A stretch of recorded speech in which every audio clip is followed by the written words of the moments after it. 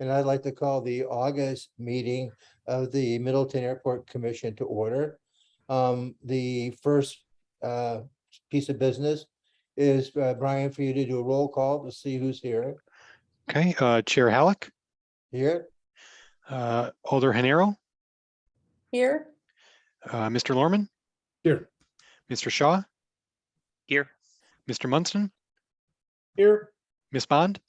Here. I think that's, oh, I don't think we have Alder Fazard on yet, but we have quorum. okay, great, thank you so much. Next is proof of posting and notices. Yes, the agenda was properly noticed. Okay, great. Next item up is the approval of the minutes. I'll give everybody a couple of seconds here to take a look through it and wait for someone to want to make some motion. Mr. Chair, I'll make that motion to Okay. approve the minutes. Okay, Lisa made a motion to approve. Do I have a second? I'll second that. Okay, David seconded. Any discussion? I just have one question, and that is about the reference to the fiber installation project. The TDS was waiting for the city to grant permission to access the property. Has that been taken care of? Brian, Mark? I can address that. So I have talked to contacted yes, and are prepared to move ahead. But what I understand is that the city needs to go use have a legal description to define an easement across the property, and that is actually something that I have not been able to follow up on yet. This is a procedure that I'm only recently familiar with. With the North Mendota Trail, our city attorney has been guiding us to not only grant easements by resolution, but based on a legal description. And that is actually something in hindsight we should have put on. Think of it, sorry. I mean, obviously the intent of the Airport Commission is to move ahead with that project, but we need to pay for someone to create the legal descriptions. So I did call TDS back about that last week and have not heard back from them. And I haven't had a chance to talk to Brian about that yet either. We've had a lot of other things going on. So we are working on it. It's just not, I don't have any results for you. Will we get this, have it done, Mark, before the next meeting? Well, it's not on your agenda now for discussion, but just as I was just giving a quick update based on the minutes, but it's, that is the goal is to, it's budget time. There's a lot of other things going on my plate. I just can't devote time to it at the moment, but we need the legal descriptions in order for the council to grant the easements. Okay. Lisa, does that answer your question? Yes, it does. Thank you. Okay. Is there any other comments or discussion? So we have two motions to approve. All in favor, please say aye. Aye. Aye. Aye. Opposed, same side. Okay, it's approved. Next item is the chairperson's report. Most of what I have to say actually will be covered down below.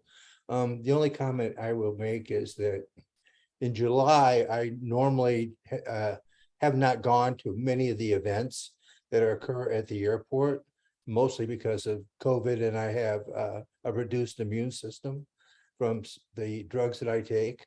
But I did go to the pancake breakfast this year, and I was amazed at the thousands of people that are there, 1,000 plus. But in the month of July, I mean, thousands upon thousands of people supported the airport and aviation by attending events that were based on the airport. And I found that to be exhilarating, I guess is a good word. When you see kids and grandmas and they're calling all over the airplanes and the fire trucks and they're having just a great day, I mean, that's a big deal. The other thing is when you take a look at the total attendance, it's more than Middleton has at their, what is your Middleton days, or I don't know what your annual city event is, but the attendance in for aviation events on the airport in July was greater than what attends the city events. And again, I find that to be an encouraging part. I know these are local residents because we only had 50 airplanes, I think, come in or some number like that at one of the events. and I'm sure not a lot at the other one, so they had to get there somehow, and that's by car. So that, I thought that was encouraging, so with that, I'll pass it on to Rich for the airport manager's report. Go ahead, Okay, Rich. thank you, John, and I echo your sentiment there. It is very exhilarating to see the city, actually, the residents out and at the pancake breakfast, at the Young Eagles events, at the Rock the Ramp, all different populations perhaps, but all interested in aviation in one way or another. All right, would you like me to read both the July and August reports? It's, you have the floor. Okay, So- I'll just do a quick scan over it. Okay, So. why don't you do the key part, I think, is the neighbor relations Sure, and maintenance, and then if you could do that for July, and then you can do the full August if you like. I think that sounds like a good plan, John. Neighbor relations. From May 27th to June 30th, 2022, there were 21 noise or overflight complaints made. 7 via the phone, 14 via email. 13 were from one individual, 4 from another. All the reports which requested contact were addressed by phone or email by myself. All right, let's move on to July. So I think the metric should be number of people more than calls, but so if 2 people did 17 and assumed that 1 each for the remaining, there was a maximum of 6 people called in for noise complaints. I think that's correct, John. Okay, all right. Okay. Yeah, otherwise, there's a beautiful photo of the Compass Rose. That design was designed by Tiffany, believe it or not, for the 99s quite a few years ago. And, Amelia Earhart started the organization. Yep. All right, let's see if I can get this right now. We're going to go to the August. All right, from June 30 through July 29th, 2020, there were 13 noise or overflight complaints made, 5 via phone, 3 via email, 5 via the city site. 4 people made 10 of the 13 complaints.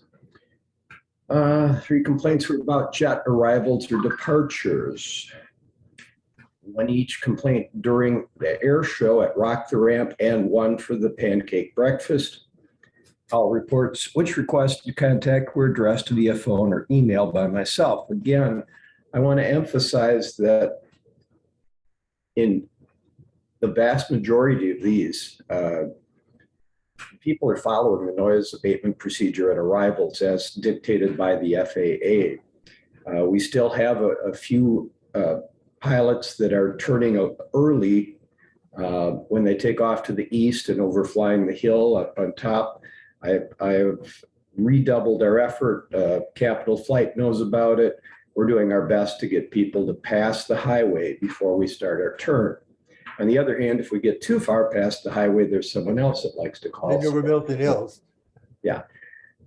So anyway, it's a small area that we're trying to keep everyone in. Okay, the Knox boxes have arrived. We were going to try to start a campaign to collect keys from all of the hangar owners and get these things installed.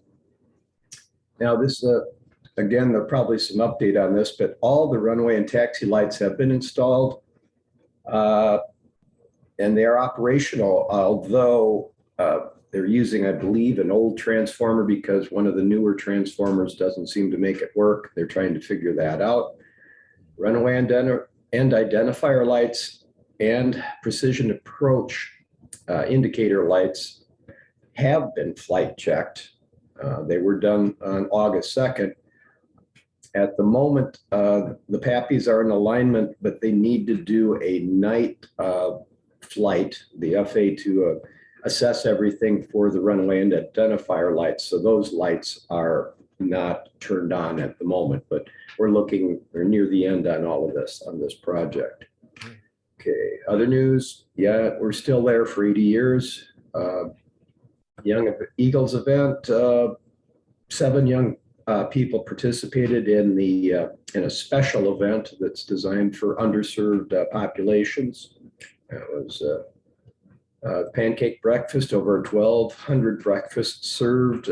About 40 aircraft flew in, actually exactly 40, at least those were the ones that registered.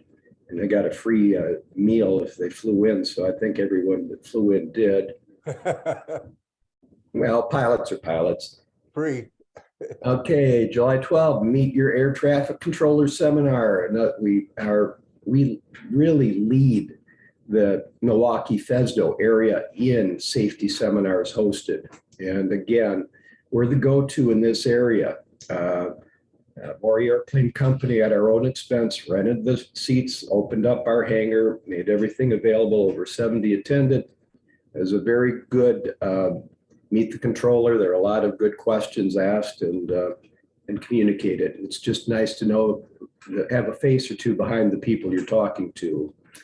Okay, 14, 15, that was our portion of the Willa Brown camp. It was a full week. Young people, again, underrepresented, for the most part, over 20 attended these week-long events. I cannot thank the people organizing this enough. Farid and Susan Schwab, they just do a fabulous job, as well as get many people to volunteer their time in order to do this. These kids got some one-on-one flying as well. It's a great education. And I know that there'll be some that take aviation as a career after this. And then July 22nd, Rock the Ramp. Very well done. I thought it ran very smoothly from my perspective. They had a lot more volunteers this year. It made a big difference. Great. Yeah. All right. Coming up August 13th, I expect another smooth event for Capital Speed Cruising. And that's pretty much it for me. Kevin, you have your hand up. Do you have a question? Kevin? Yeah, trying to get, yep, yeah, I had a question. So, and we'll have a little bit of time to go more into this as far as the noise abatement procedure. And this is sort of a question for Rich. You know, there's times where, you know, you need to execute a standard pattern or a modified pattern. Like when I flew my aero batch, you can't see out the front. So you have to do a base to final. It's just all one use, so you can see the runway all the way, and then you kick it out at the last moment where you lose all forward visibility and all that. And so I guess we'll have more time to talk about this noise abatement and when you can use it and when you can't. And the question to Rich was there, you know, I understand that a few people can't always execute the noise abatement, but was there any anomalies, any anomalous activities where there was a complaint and the pilot really was executing something that was non-standard besides the noise abatement procedure, which is non-standard? I mean, did they do anything that was egregious, should I say? No, there's nothing that would violate any regulations that I was able to see. And if I'd witnessed it, I'd have reported it. If I felt there was a reg violation, I would have been encouraging people who had actually witnessed the event to talk to the FAA. I'd have given them the number, simply because we don't want to tolerate that behavior. And you can't report that as a secondhand. You have to have the actual individual that saw the event, witnessed it, make that report, because coming secondhand, well, anyway, you just can't rely on that. The FAA doesn't even talk to you about that. Right. So exactly, that was my point. But occasionally, you know, a couple times a year, someone does something they shouldn't be doing. And I was just curious if that was the case with any of these complaints. no, I think the oddest thing occasionally is people will run a non-standard pattern, come in. And charter pilots are notorious for wanting to get it on the ground as quickly as possible, also as safely as possible. So they might do a little longer straight-in approach or do something a little less or different than standard.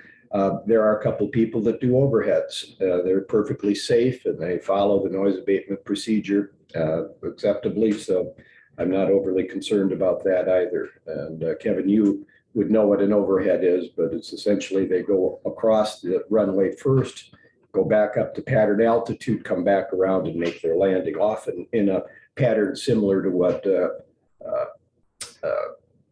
Mr. Munson was describing, simply because they're flying aircraft that have a tail wheel and a high nose. So they do a long turn all the way down and in. Someone described that as a Navy pattern. I'm not sure if that's appropriate, but yeah, all of it is perfectly legal and it does our best to minimize our noise footprint all the way and around. Well, an overhead 360 will hold them at pattern attitude to a third of the way down the runway. And you go so tight that you're really not off the airport property. Yeah.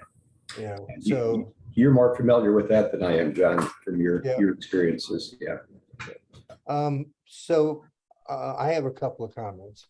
One is I think that we should, and I said this before at some other meetings we had, I think we need to keep track of the metric is really not the number of reports, it's the number of people impacted, right? Is more of a critical number to me. And so if I did my math correctly and I used where I could get the maximum number of people, it was 6 people in July and 7 in August that were impacted by noise or in one way or another. Doesn't mean anybody did anything wrong. It just means that they're maybe noise sensitive or whatever. So I'd like to make sure we follow that. The other observation I have is that Rock the Ramp to only have one, one complaint. I mean, And that's that was for the air show performer that I think they put enough or all sorts of publicity out. Everyone knew that was going to be happening. So, yeah. Well, I didn't attend that one, but I did get some video, and I thought it was looked like a great party. That's all I can say. So, okay, I don't have any. Mark, This is Mark. Can you hear me?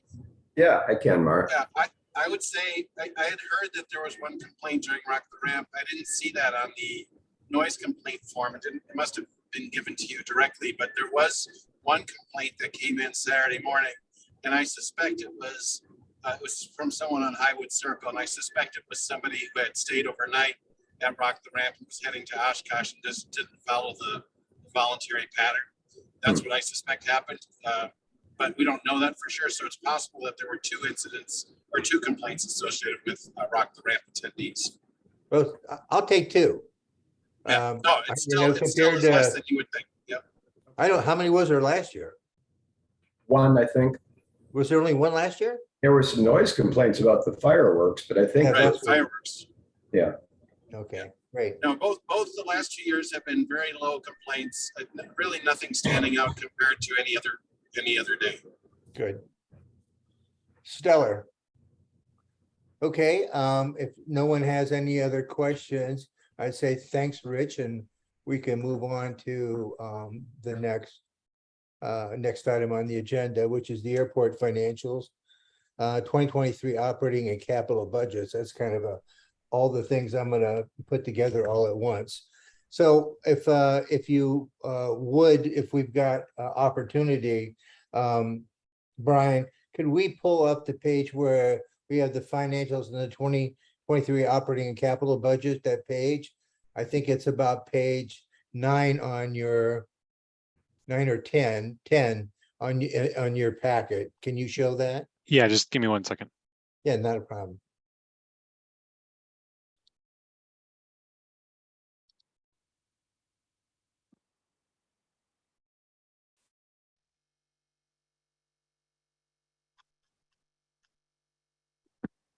Yeah, I'm kind of looking off to the side because I got 2 computers going here, one with the papers. And so I'm not looking out the window unattentively. So, okay, so this is where we're at today. And so I want to just take a quick look at it. You can see that our hangar fees we get all at once. We're 6 months down the road. And the MADC fee comes monthly, so we're about 6 months down the road there. The fuel flowage fee, we have at 6,000 gallons or $6,000. And so we're halfway through and we're about halfway through the money. So that looks pretty reasonable. I'm sure that there's a little more flying now that COVID's been quelched a little bit. The crop rental, I think it must come in 2 payments. And so we're halfway, if I can see, I'm gonna close it up over here. So I can see we're about halfway through that. Solar panel, they pay all at once. We don't have any repayments of entitlements. We've cleaned that up. The grants are 82,000, which is the CARES 2 and 3, as we call them. And there is no internal investment income, although I'm sure there is some interest somewhere. So I want to just kind of, before we talk about budgeting, the hangar land lease is a known number. The MADC land lease is a known number. The fuel flowage fee, I helped Rich estimate. The FBO contract is down below. The crop land rent is a known number. The solar land rent is a known number. And the grants I believe that there will be no more for next year. It will be in the form of the bipartisan infrastructure legislation, which I'll talk in a minute. So the budgeting is fairly straightforward here. Down on the bottom, where we talk about supplies and materials, these are more the variables. So we didn't budget anything for supplies and material, but we're at 1626. So next year we will budget for that. Advertising, we never have. The telephone is given to us by Bill Burns. So Bill does the estimating there. Bill does also the utilities estimating. Bill provides the insurance estimating. Okay, these are all known numbers. I work with Rich on the airport grounds maintenance. As you can see right now, that number is 35,000 and we're only 6,000 into it. It got to 35,000 because we had an engine blow up. And we always just left it the same because we had goats and other kinds of airport grounds maintenance that is unpredictable. And so we just left it there and we're always covered. The prairie maintenance is a fee we pay the city. Landing light maintenance we brought down because we were going to the new lights. So I provide the landing light maintenance number with Rich and the airport ground maintenance with Rich. We have no engineering fees. The outside services are primarily legal. They're 22,000, and I'm glad to see that they're so far at 2318. That's good. And that's actually recommended by Bill. The entitlements match is a number that I come up with. There are 2 entitlements that we actually deal with now. We have the $150,000 a year, which is our AIP fund, but we have roughly another $250,000 a year that is the bipartisan infrastructure legislation. So, and that runs for about 5 years. And so the numbers may vary over the 5 years. So the combination of the two is probably somewhere around $400,000 a year that we have to spend. That $400,000 is in the bank for this year because of the lighting project we figured out how to pay for using 4 or 5 layers of state funding. And we only came up with the money that we had. Other operating expenses is just a number we pick. There is no capital outlay. Bill puts this number in. We kind of thought that maybe we would be doing things with fuel tanks. Obviously that goes slow. And now we're changing how we're doing that from out of pocket to a BOA project. So with respect to the BOA project, we have not hired an engineer. They will hire an engineer when they get back. The task will be to hire the engineer, to do the engineering, and then get bids. We will then take that number and we will make a decision whether we want to go forward or not go forward.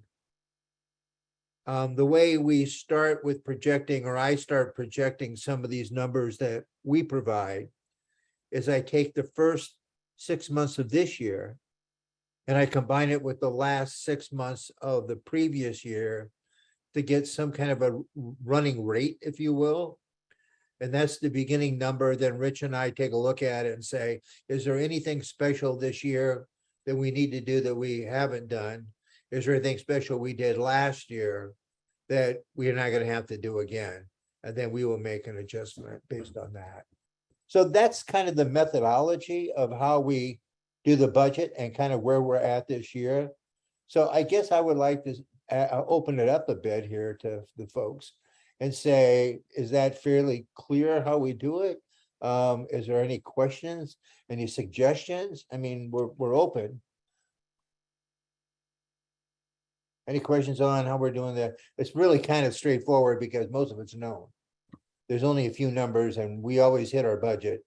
So that's a good thing. Lisa, I know you're interested in money, so why don't you Aren't we tell us? all aren't we all interested in money? But yes, I do pay attention to money for the city. So I had a question about the adjusted and projected column, and I too am looking up at another screen. I'm not spacing out. Why the difference, why the slight uptick in the hangar land leases from the approved budget and also the airport manager's contract? And then you explained the entitlements match. I appreciate that. But then I also had a question about utilities. It looks like if the first half of the year is any indicator, we're going to run pretty far over our $25,000 for utilities. So I was You just know, I wondering ask about that question every year for utilities because it's the same, I guess it's just the way that we pay, what the schedule is. For that, I can answer that one for the utilities. We had found earlier that there was a slight deviation in the hangar land lease amounts. And I can't really remember. Mark, do you remember what that anomaly was? I don't off the top of my head, other than the only idea I have is that we did a small adjustment in CPI, adjusting for CPI. I think that was last year. So is the number a little bit higher? I can't see it on the screen. Yeah, it is slightly higher. Yeah, so that what we're taking in is a little higher than budget. Yeah. Is that okay? Well, then. Yeah, it obviously is. that's I not a don't problem. know if we might have So- leased an additional piece of land or something different. Maybe Capital Flight picked up a small chunk. So I don't really know. Oh, it's possible. Yeah, I don't know. I'd have to check, but obviously being collecting a little more revenue is never a problem. So. Yeah, Lisa, it's something that we did see earlier. And I asked the same question about, and it was something that was just didn't get caught. But if you take a look at we know the city has every land lease and it's a fixed amount. Mhm. You take the land leases and summate yeah, the leases, and that's the number. Right. So obviously some more land got leased that caused the adjustment. It could also have been Gary Bunn's. He built something out next to his hangar and he might have acquired a small parcel or additional amount of land. More But I land. think that's probably. Mr. Chair, Yes, well, the other possibility that I just realized is it's possible that somebody paid, we collect land lease payments every midwinter, I think it's either February 1st or March 1st, the deadline, I can't remember which. It's Yeah. possible that someone also included a utility, like a stormwater utility fee. It's Yeah. possible they just wrote one check and that we did not catch that it was lumped together. I'm just thinking as a possibility that could have happened too. yeah. I mean, it's not a real nominal amount, but Right. any deviation is Right. worth figuring out why it's caused. Yep. And then what about the airport manager's contract? The airport manager's contract, the way that is billed on a flat rate on a month-to-month basis. And then at the end of the year, there's a true up. So Rich calculates his real costs through the year. And then at the end of the year, we take the amount of money that we pay month over month. And then we make the adjustment. So I think if you take the 41,000 and divide it by 12, that's roughly the monthly stipend. Rich, you want to go Yeah, into that? it's sort of a mislabeled. What really it is a pass through of my expenses, and I keep records of all of our hours and our expenses as to how to operate the airport, and simply pass that through the city at our cost. It is certainly not a salary that I'm getting. That is Yeah, but yeah. that doesn't happen till the end of the year. right. So Yeah, what it's we've done is, you're exactly right, John. We've set it up on a monthly basis. So instead of me being potentially out of pocket for an entire year, we're paid on a monthly basis. At the end, we true it up. If we've been under, I write a check to the city. If we're over, the city writes me a check. And it's all checked by the airport commission, and you'll be seeing it next January. So if Okay. I did the math, and unless, of course, I can't be trusted with a calculator. But if you take the 41,050 and divide it by 12, it's about $3,400 a month. And I don't know why it's varies. It must be 3,250, because if I see they calculated 3,250, I see that three times. And then I see they paid two at once, it looks like. Right, so so at the end of the year, it'll be a true up. Yeah. Is that clear, Lisa? Yes, I was under the impression that maybe the $41,050 is written into the contract, like this is the amount and therefore there should be no variance. But it makes more sense if that's an estimate of what Rich's expenses are going to be, and we find out at the end of the year. Yeah, so I sit down usually with Rich. Rich has we're mutating how Rich does it a little bit. But we take the labor for snow and grass and clearing and repair and all of that. And then we try to look forward again, what's new, what's normal, what's not normal, and how does it need to be adjusted? Like if he has a lot of clearing, well, then that number, might have to go up and we adjust it accordingly. So we don't just do the standard, hey, everything's going up 3%. And here it is. We actually look at it and we actually try to take a running total number at all of these. Okay. Anybody else have any questions about this part of the agenda? I just have a quick question on the $400,000 a year you said comes in with that additional funding, and that you forecast that being 5 years Yes, of that coming. Where is that reported on the budget? it's not in this because that's money that's never comes into this fund. This fund here is the airport fund. So what we're talking about now is the Bureau of Aviation. They have an account. And then they take money out of that account and they use it against our projects. So we deal with what our projects are with them. So we are even right now at the end of the year. We have about 400,000 to figure out how to spend. And so next month we will go through some projects, although I don't think we have a lot of flexibility. We have about $6 million worth of repairs that we're going to need to do to repair the runways. All of them will need to be recoded and resurfaced. So by the time you get done with that and all the engineering associated with it, I think the number was right about 6 million. Now that number will come over a number of years. They will force us to use all the money that we have in the bank, double quotes, first. And then after that, we'll have to go to an entitlement fees. And the entitlement fees will be based on the best that I can negotiate. Normally it's 5 to 2.5%. But a lot of times they have discretionary funds. There are airports that are granted the 150,000 or the 250,000. They don't use it. So they repurpose that in other airports because the BOA always wants to come to zero. If you have money left over, your budget gets reduced, right? So it always ends up coming to zero. So we have taken advantage of that in the past. So at the end, to answer your question, it's not in here. It's really an account that we have with the BOA. And it's basically at zero now with $150,000 and one of the bills, and then we have to determine where it goes next. And the candidates for that are, we've already figured out that we need to do the engineering for the no lead fuel farm and get a bid on that. But we then need to take a look at all the money that we're gonna need to keep our airport in good shape. And we'll talk about the Luso at the end. That is also could be part of that funds. We don't have enough money to build the hangars right now, the hangar space or expand that. And you know, if the city finds that to be important, it's not really a choice between maintenance of the airport. Obviously, that is an entitlement. And, you know, Kevin can give you the sections of that. So we're obligated to do that. We're not obligated to add hangars. Okay, Okay? thank you. That's your question? You did, thank you. Okay, my pleasure.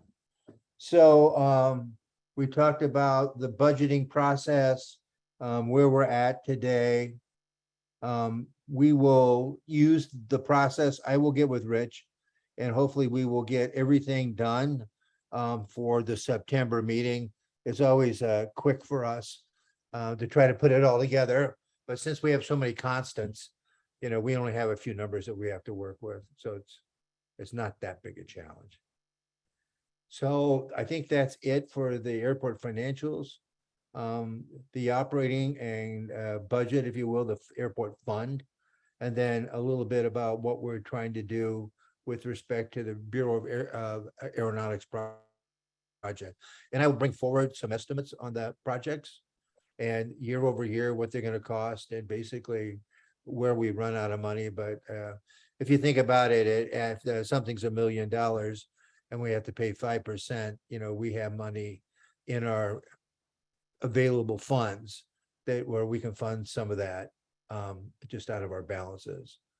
And so we're very conscious and hoarding when it comes to money.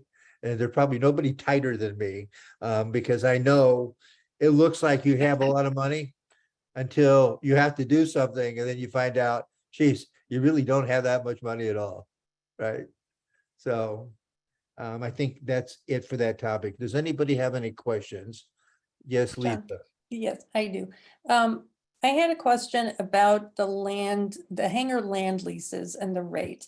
Yes. You know, I'm a numbers person. I pay attention to money. So I was reading the memo from Bill or the email from Bill Burns responding to some of your questions. And he mentioned that the MADC land lease escalates annually based on CPI.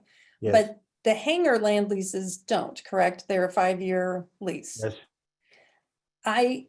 Based on information that I got from staff, I did my own calculations, and it seems like the only increase since 2005 was in the year 2020, and it went up 7.7%, even though the CPI over that same period went up 35%.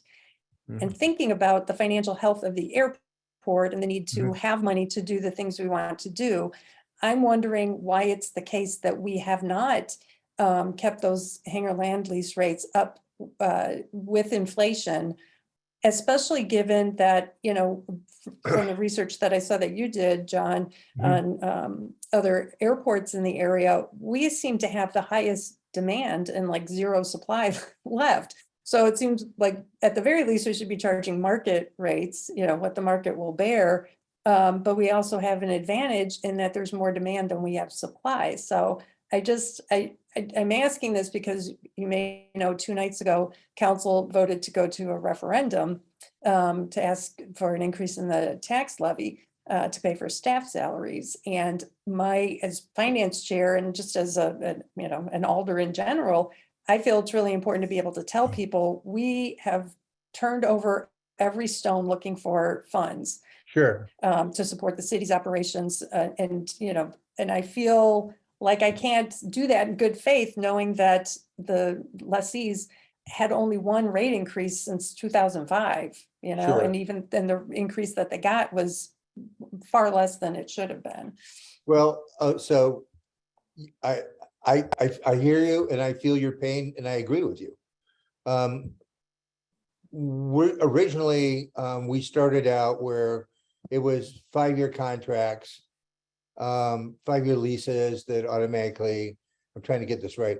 It's actually a long-term contract, 15 or 20 years, I don't know which. But we had the right to adjust the price every 5 years. Written in- 25 years. Beg your pardon? It was a 25-year lease, I believe, and we had the option. We had the right to adjust every 5 years. Right, The first period was 2010, which was a downturn.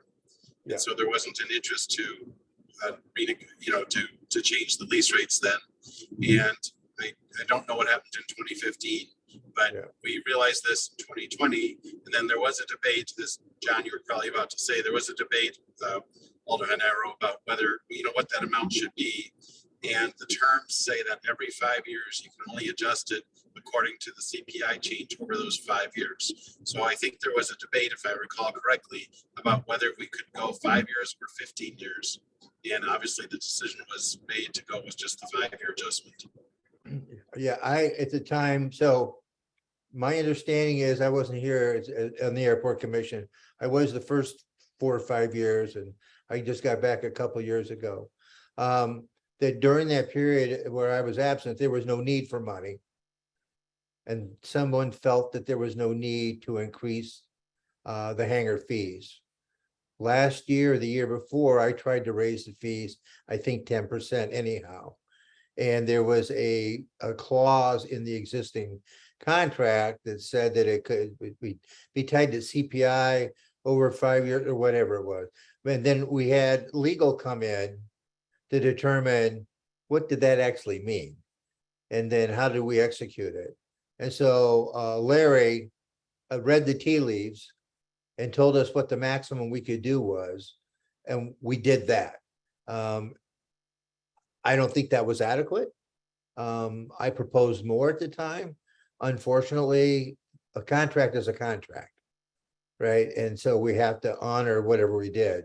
Now, if we build, the question would be, is if we had future development, would we be tied to a similar contract, or could there be something different?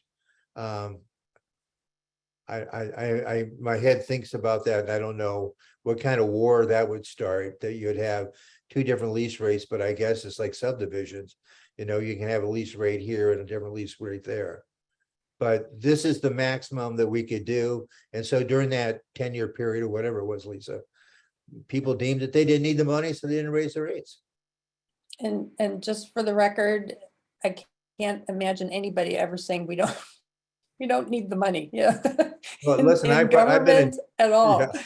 Well, That I've is been just I was on the town board doing this for a while, and I feel your pain, because usually after you pay all the governmental fees for everybody else, the fire departments, and there's never anything left, and then you got the levy limits. Man, it's a tough paper route, Mhm. so, Well, thank you for that background information. okay, there you have it. I hope it was enough for you. Okay, so is there anything additional on this topic that I could try to expand on for you? Okay, great. So let's move on to the next one. So the Well, beer, I think go ahead. I think Brian had his hand raised. Yeah, I but- had I'm my sorry, hand I up. didn't see it, Brian. Yeah. So when is the lease? So if it's a 25-year lease, the lease came into effect in 2005. So Mhm. 2030 is the next time we can renegotiate the lease. Is that Not correct? really, because they automatically renew for another like period. And I can add to that too. We changed some terms of the lease a few years ago. And by doing that, we gave hangar owners the option to enter into a new 25-year lease with the city. And not everyone has chosen to do that. And so they are still with the old contract, which has that 5-year extension, annual extension, but the new term of the lease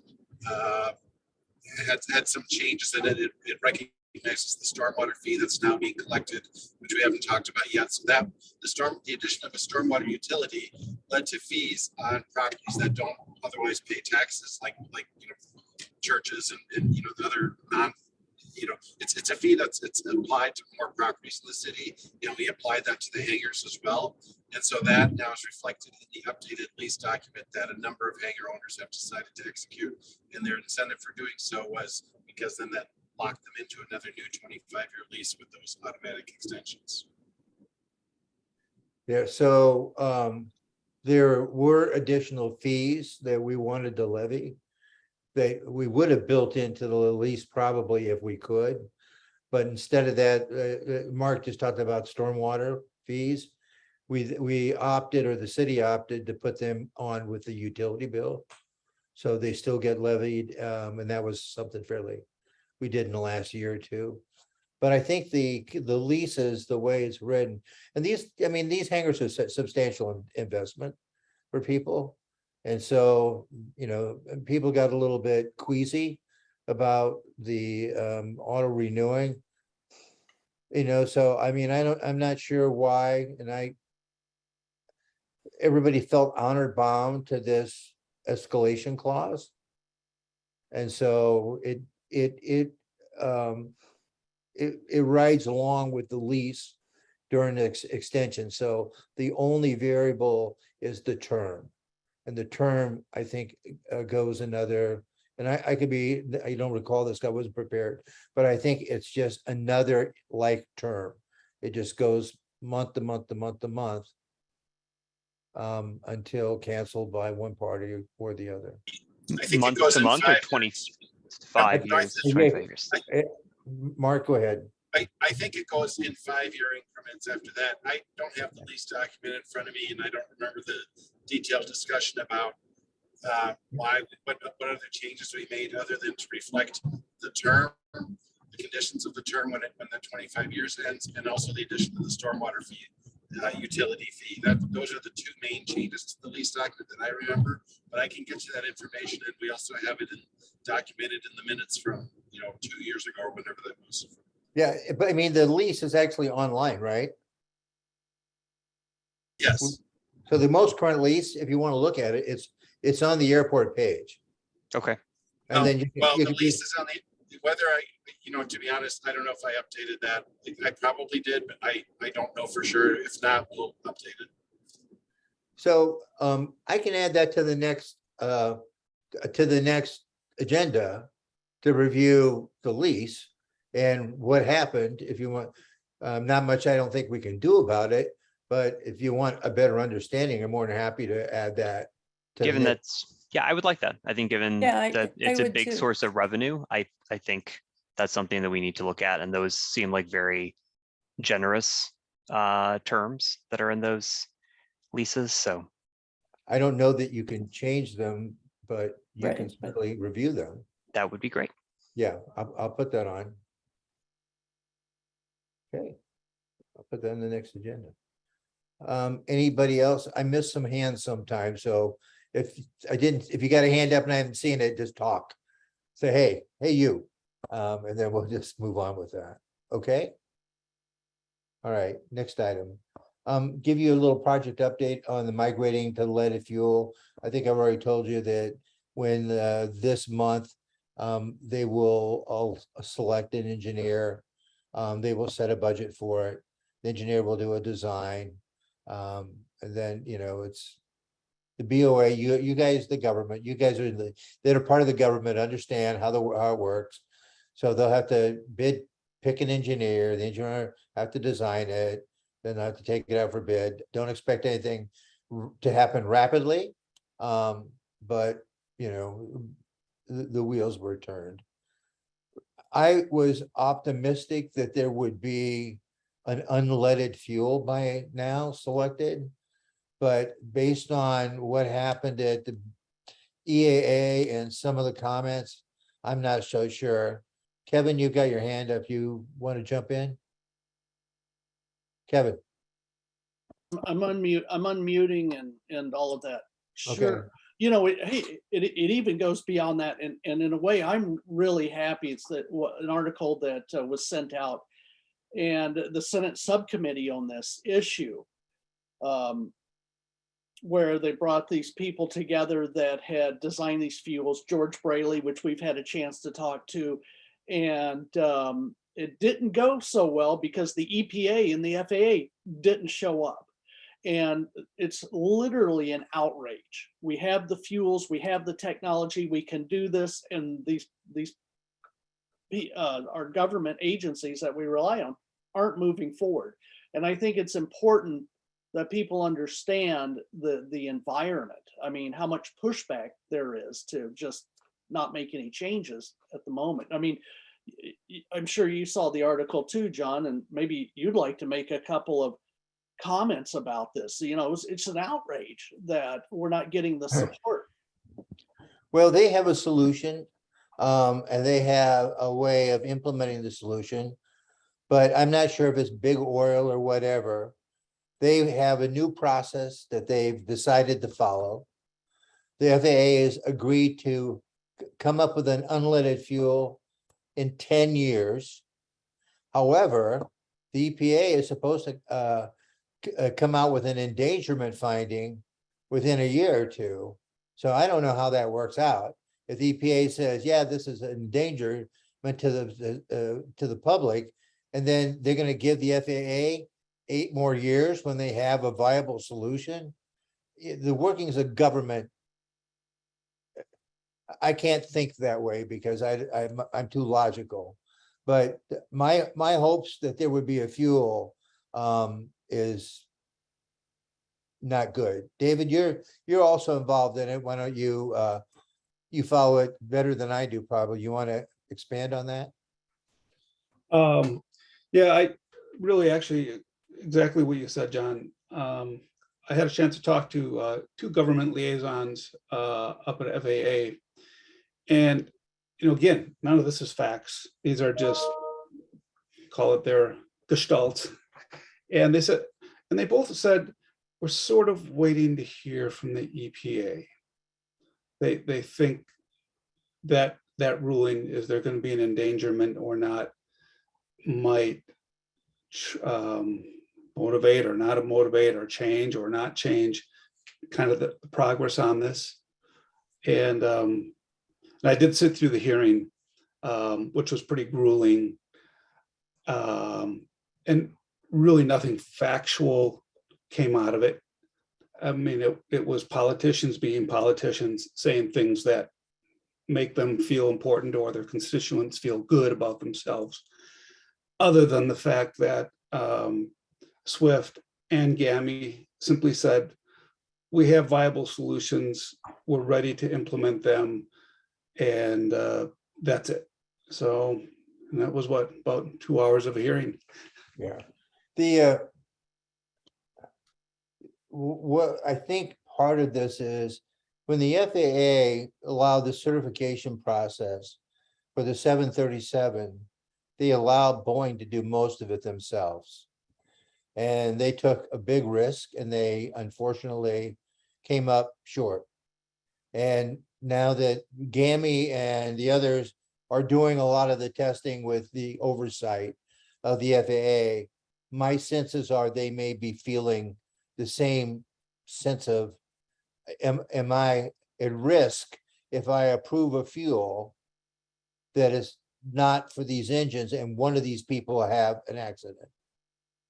Right? Will that come back on the FAA? So like many places in government, a no decision is a safe decision, right? And a decision to do something can actually cost you.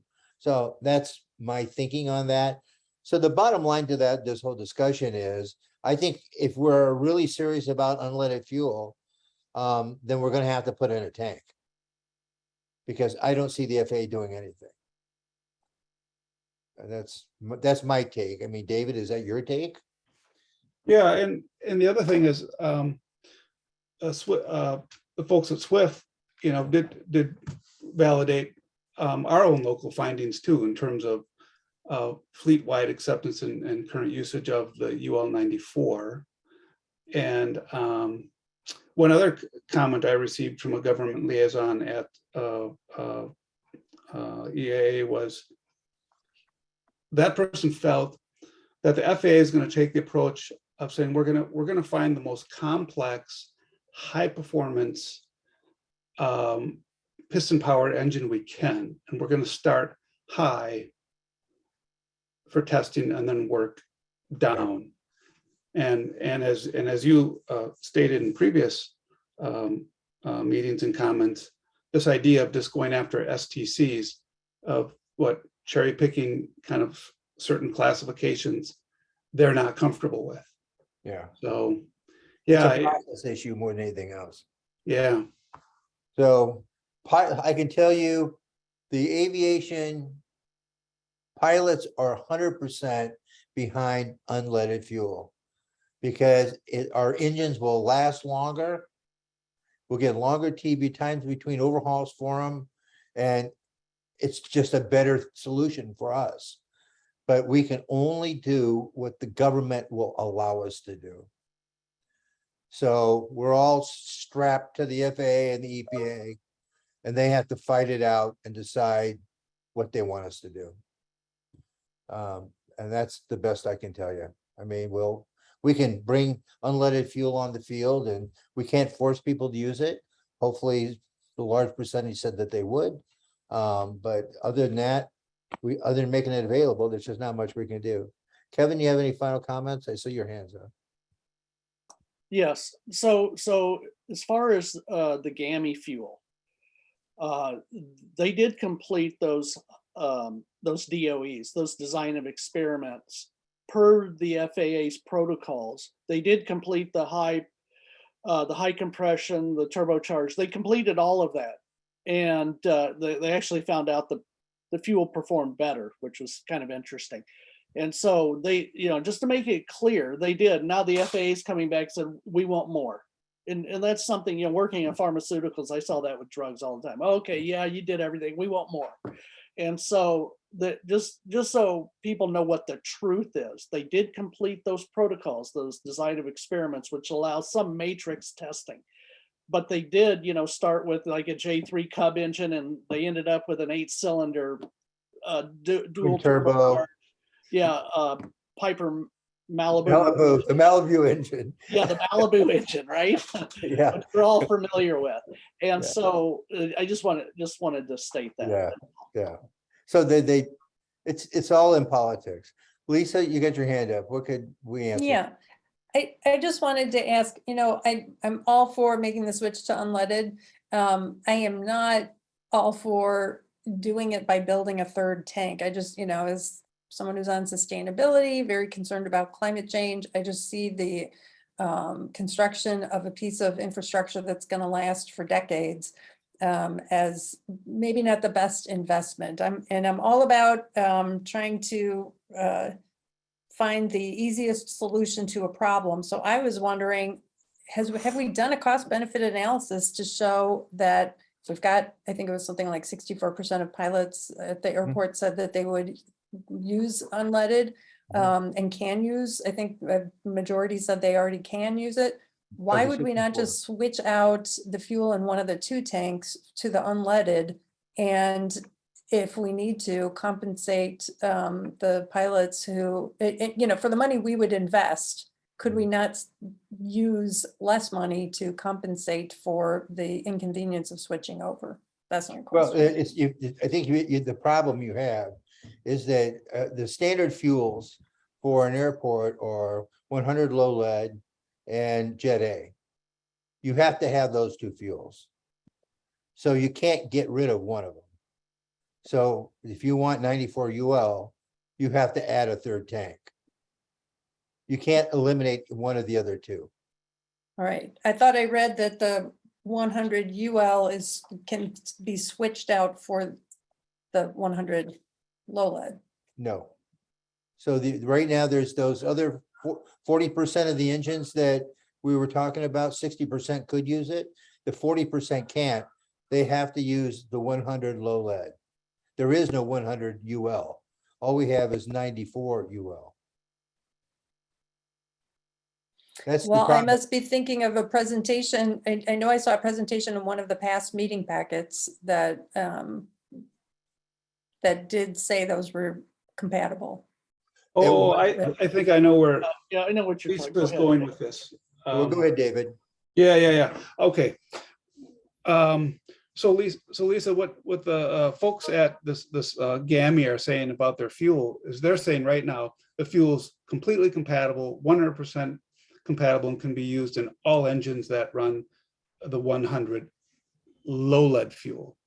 However, based on the certifications that are issued right now, that's not the case. So not every engine is certified to operate at that level. So, and these are these things called the STCs, the type certifications. So it Right. can, so they're, and that was part of the discussion where we think the FAA doesn't want to kind of call it, break all this up into these bits and pieces. They just want a one size fits all solution and be done with it.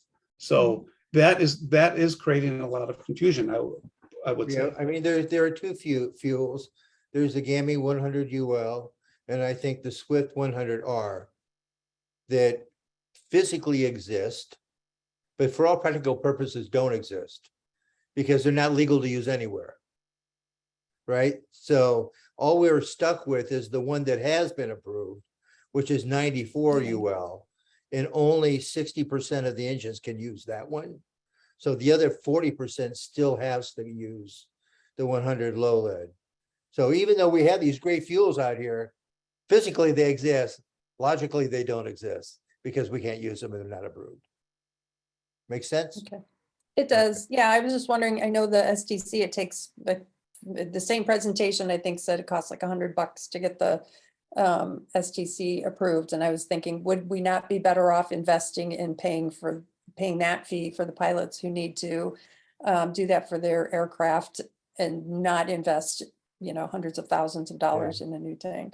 I think we're kind of, if we want to get unleaded on the field in a way that would make an impact, we have to buy the infrastructure. And I don't think any of the airplanes that use the planes that can use the 94 UL, they probably already have the STC. And the STC can be anywhere from $100 to $1,000, depending on the manufacturer. So I think, we are where we're at. A couple hands up here. So Rich, I'll let you next. Okay, thank you, John. Just for clarification, yeah, the supplemental type certificate is simply, that's a way how developers generally pay for their projects, which is fine. It should happen. They did the development, but it doesn't mean that a Cirrus, a turbocharged Cirrus, or a Cessna 340, or any number of other high performance, high compression engines can use 94 UL. They simply cannot. So that's not in the cards. We have to have 100 octane fuel available, which is why we want this 100 UL. If we could have simply swapped out to 94 UL and just spent $100, we'd have done that a hell of a long time ago. But no, we can't. It is impossible. You put a low octane fuel in a high compression engine, you blow the engine up. It'll operate for maybe 5 minutes. So it's simply not an option. Okay, Rich, thanks. And let's see, somebody else had their hand up. Kevin, you have your hand up? Mark did, but it went down. That was Mark, me, I'm but sorry.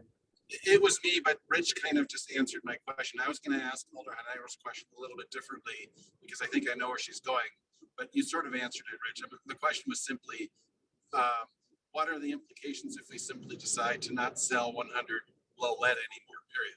And then people have to get their fuel at a different airport. I mean, that's not really a good option, is it? I think the FAA would come off after you. I think you have to support. I think and there's a big discussion at Hillview about that, whether or not there's an obligation for the airport to support the airport community and not be biased. And you're being biased by only having selected fuels. I'm not sure how that will ring itself out. It's going to be ugly, but I think our assurances say that we will not discriminate between any aircraft of any kind. And so, I mean, one could assume that you're saying, I'm only going to take care of these airplanes, but I'm not going to take care of those. So I think the best we can do is just an incremental solution and listen, we're gonna, after we get, at least after we get the costs, we don't have to say yes. That's why we're stopping there.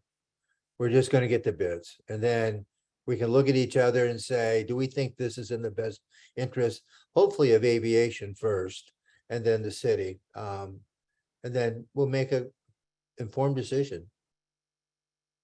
Okay, thank you. Yeah, no problem. All right, so we're done with that with no question.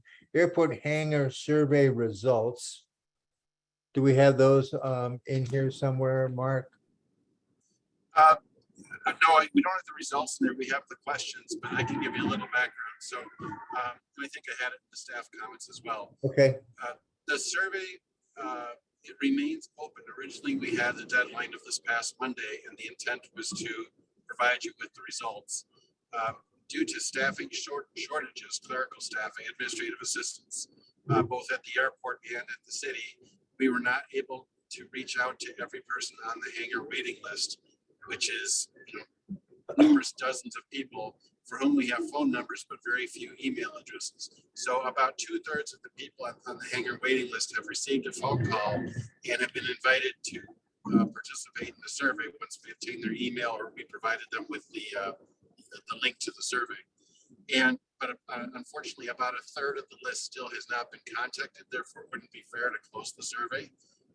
So I'm hoping actually, Rich, when Debbie gets back next week, due to shortages at City Hall with staff resources, I'm hoping Debbie can get through the remaining 1/3 of the names.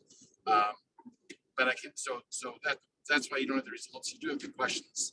And I will tell you that about 85 or 90 people, when I checked this morning before leaving the office, let's say 85 people have responded to the survey so far, of which 65 indicated interest in hangar space. And that's the extent of the results that I have. okay. Yeah, we Well, didn't. I mean, Go ahead. I did provide it, John, at your request. I did email you today the types of aircraft that those 65 people indicated. So that you have that, but I don't have any other information. Yeah, I asked what I asked Mark for, and I just got it today, was some idea of what were the aircraft that people were looking for to store? Was it business aircraft? Was it general aviation? Who are these people that might want it? Because, obviously, we want to stimulate our economy, which is part of the charter for the FAA and also for the city. I'm a little concerned with some of the things that I saw, and I want to make sure the questions were correct. Even though I don't know the names, I know all the aircraft and I know the people that have the aircraft. And so some of the people that were on there that says they want hangar space, when I look at the aircraft, I think to myself, they've got great hangar space. Why do they want hangar space? Is it they want to acquire hangar space and lease their own out? So it's a lateral move. So I think they're going to, we will need probably when we're complete a deeper dive to understand the motivation of what people are trying to do. But I don't know that we have enough information to really provide a lot of guidance. And honestly, it's going to be, unless the city says, we're hell bent to build hangars and we're going to put out some TIF bonds and we're going to do all this. I don't know where the money's going to come from to build this extra infrastructure at the airport. I think we have to take care of what we have. We're honor bond to do it, do the insurances, and I just don't know. Now, if the city wants to generate more money, I'm more than happy to put my passion project on the next agenda, and that is MADC kind of did a switch on us early. They were to fund the hangar. They were the terminal building, but what they ended up doing is they kept it so they could lease it out and keep the asset, which is not the same as loaning the airport the money. John, it's not on the agenda, so I would suggest not focusing on that. Do what? He's telling you it's not on the agenda, so we can't talk about it. It should be on Okay. the agenda for. I'll, future- I'll add that one. So if you want to drag up 65,000 a year, I'll show you where to get it. Okay. Thanks, Mark, for keeping me off I told you it's a passion project. So, Yeah, as soon as I saw him go off mute, I knew exactly where he was going. okay. I appreciate you people keeping me on the straight and narrow.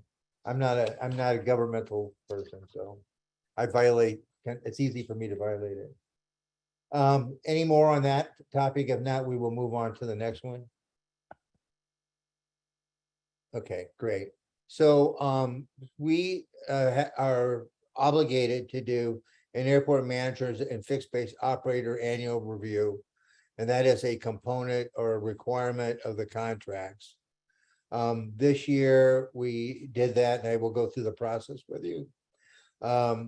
It was, we normally, last year we did Mark and myself. And this year we've added some folks to it. We use David Lorman because David has on-field knowledge of the airport, which is kind of essential component. And also the city manager participated. So the process was we reviewed the quality of service survey that was handed out to the airport users.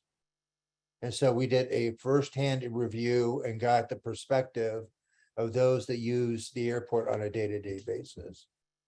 We then combined that, if you will, with our personal knowledge. Now, I can only know what I know, so I can give you that span of knowledge of what I physically know and what I see.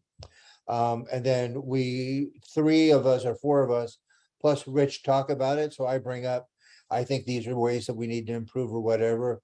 Rich response to it as the how that might be done or why, it's not a component of the lease, whatever it is. And so we come to consensus as to what we think the performance score ought to be, and then maybe key areas of improvement, things we'd like to see. And so that was the process. The results of the survey, or excuse me, of the performance review are, I think, in the packet.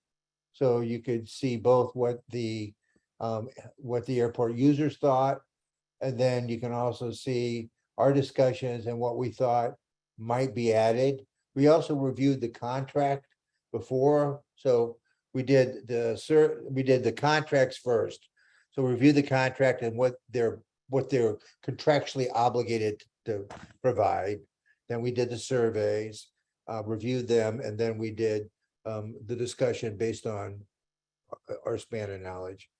And then we came up with what we thought was the areas, and then areas of improvement. So that was the methods. Any questions about that? Pretty straightforward process. There's four of us against Rich. Rich did okay. Again,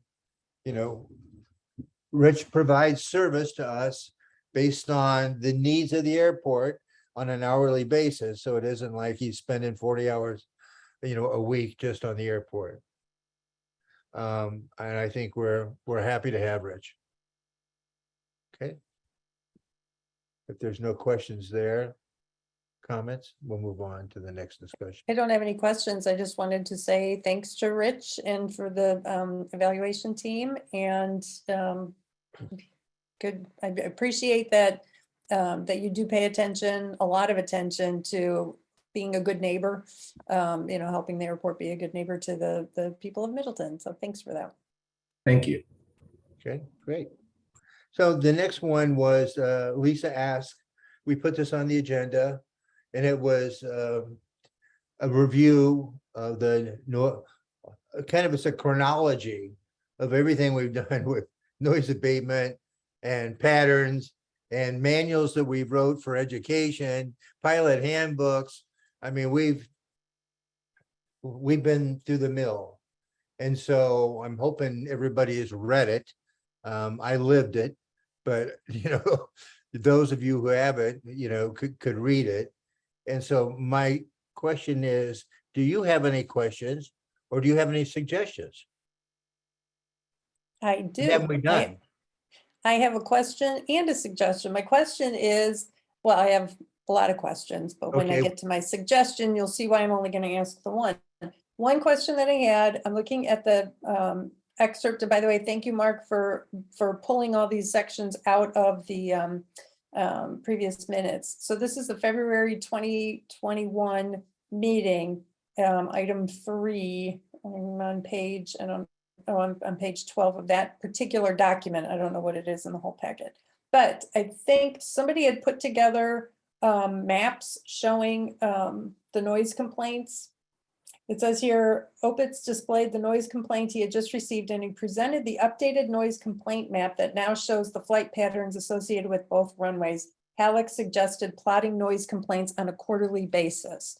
And I think that's a good idea. I didn't see in any of the other minutes that that had been done. So that was one question I had is, has this been done? Can it be done? Because I think it would be valuable. And then the suggestion I was going to make is, I think there would be value. Well, let me go back. So as an elected official, I field a lot of questions, comments, complaints from residents on a variety of topics. And I can tell you that this summer, the airport, or the airplane noise, I should say, because we're not near the airport, the airplane noise has been something that many constituents, John looks at the numbers, at least half of the outreach I've had from residents has been related to the noise of airplanes. And I get that the noise abatement process is voluntary, and that I believe that the vast majority of pilots are abiding by it. So I think there are probably two kinds of complaints coming in. One that really is against an aircraft that is following the noise abatement procedure, but in the mind of the person perceiving the sound, they're not following it, right? Or they don't know it exists. All they know is their baby was just woken up, or their dog is barking, or plates are rattling, whatever. The other kind of complaint is for that small number of pilots who, for whatever reason, aren't abiding by the noise abatement procedure. And that's, Rich has, I'm sure, a different approach to resolving that type of issue if it can be documented that that's the case. So my feeling is we can and we need to do a much better job communicating with the residents, all residents, but especially those who are concerned about noise, to explain to them that we hear them, we hear what they're saying. In some instances, these planes actually are following the noise abatement procedure, and here's what's required and what we're asking people to do. And in the other case, this is what's happening to, for the small fraction that aren't following the procedure. Here's what we do to follow up to make sure that the pilots know they need to do this. Just basically a fact sheet that explains why it may seem like nothing's being done to address a problem that a lot of people have. And these are, Middleton Hills residents for the most part. That's my constituency. What it is that the city is doing to address the concern, and, maybe even use this as an opportunity to start a dialogue to figure out, are there other things that we could be impressing upon pilots and neighbors to do so that everybody can get along better?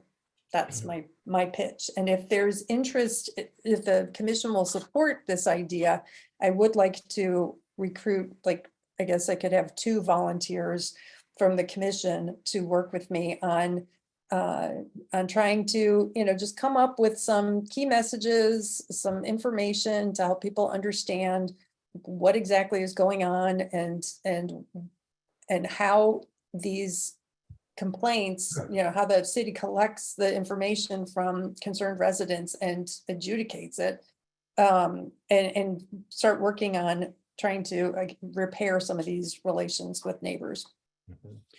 There's some hands up, but before I call anybody, I'm gonna make a couple of comments.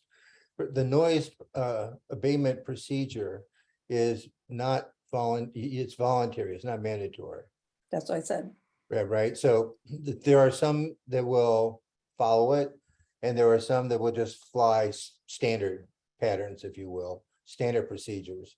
And we really can't force any pilot to do it because the pilot in command is in total control over the aircraft and how the aircraft's flown. But Rich does a great job of trying to make sure everyone's educated. We also put together a pilot handbook that went into excruciating detail about altitudes and what they're obligated to do. And so, and we've also moved patterns all over the place. And it ends up being, well, I won't fly over this house, but we get a new group of people that are unhappy, right? I mean, there are a lot of planes, when you get near an airport, there are planes. And whether they go left, they go right, whatever, when you have density, you go over somebody's house. And that's just how it is. It is an airport. So I guess I'll call on some of the people. We'll just start as I see them left to right. Kevin, I guess you're up first, and then Brian, and then Rich. Go ahead, Kevin. Thank you. So first of all, I like some of the ideas that Lisa threw out there as far as information. I think it's really important that we, sorry about that. I'm getting calls all over the place. So I think it's really important that we, dang it. You're wanted. You're heavily wanted. That's a good thing. So that we get information out there on what these traffic patterns are all about, the noise abatement, encroachment, and all of that. I think that's important. And, I'll go through a little bit of this, I don't want to delay the meeting, but I talk a little bit about this, that a standard pattern is, left turns and it's rectangular. It's going to vary a lot by the type of airplane. The faster the airplane, the bigger the pattern. It's going to vary a lot by the number of people that are in the pattern. It's going to vary tremendously by the winds, because per the practical test standards, or now what's called the certification standards, you have to actually go up with an inspector and show them that you can do one of these rectangular patterns and adjust for winds so it's square. So you're making all kind of adjustments. So, and that's the standard. So when you get to a point where there's a noise abatement pattern, you're going to have to change what you've learned in that standard to adapt to that noise abatement pattern, if you will. And that's difficult to do. And like I said, depending on the type of airplane I'm flying, I may be able to easily do that, or I just can't comply with that. I have to go back to the standard pattern. So when I would fly into an airport, especially with a student, and I would see, hey, there's a noise abatement procedure. I was so fascinated with this, by the way, that I did my master's thesis on it. So anyway, when, uses of airport and traffic patterns and all that. And so when I went in, I realized something went wrong to get to the point where we have to do a noise abatement. And the Bureau of Aeronautics, in their handbook, the land use handbook, the FAA with their advisory circulars, what's it called? The grant assurances talk about this, that the focus is establishing root cause of why we implement these noise abatement, and not just cause and effect. We know there's cause and effect. There's airplanes flying over houses. It's noisy. People don't like that. I know. I live within a mile and a half of the airport, so I'm one of those people that should be to blame. So anyway, but it's the root cause that we need to look at. The root cause is encroachment, where residential development has been allowed to build too close to the airport, where the planes are now flying over. It's not the same as it was in the 40s or the 30s or the 1920s. So what we have to do is we have to ameliorate, and it's usually in the form of these noise abatement procedures. And they're really, because we've addressed the immediate root cause, and that's not as effective as the root cause. Sometimes these noise abatement procedures are only somewhat effective. And we can see that now. We fly the noise abatement, we still get complaints. That's why I always bring it up, because how effective are they? So what we really need to do is, first of all, as Lisa said, we need to educate people on what's going on. Second of all, we really need to look at encroachment. and again, this isn't my suggestion. This is the FAA and their advisory circulars. This is the Bureau of Aeronautics and their land use handbook. This is the grant assurances that we're required to follow. So there's there's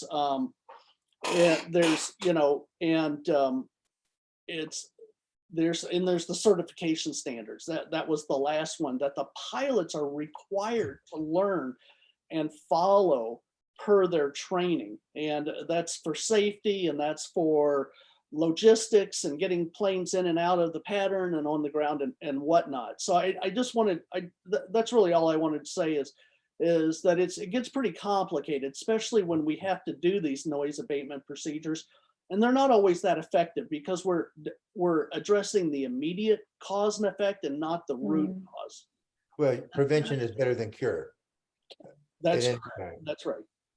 And, you know, part of the activity of plotting where these hot spots were, let's call them noise hot spots, was to try to develop some strategy to stay away from them.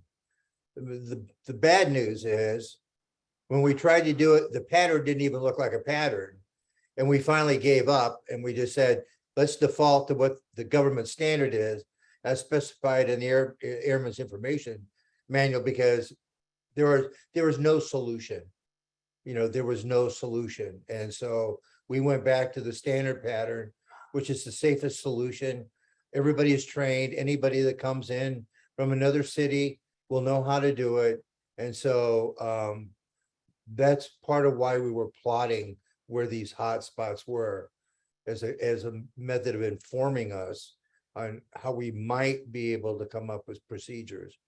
But if you followed along on all the things we tried, we couldn't do it. So, okay, Brian, I think you're next, right? Who's next? Yes, in terms of just total number of takeoffs and landings, like, do we Yep. track that? Do we track how many people take off, how many people land, what time of day that happens? Like, have we tried to correlate any of those 13, plus complaints by one person? Is that,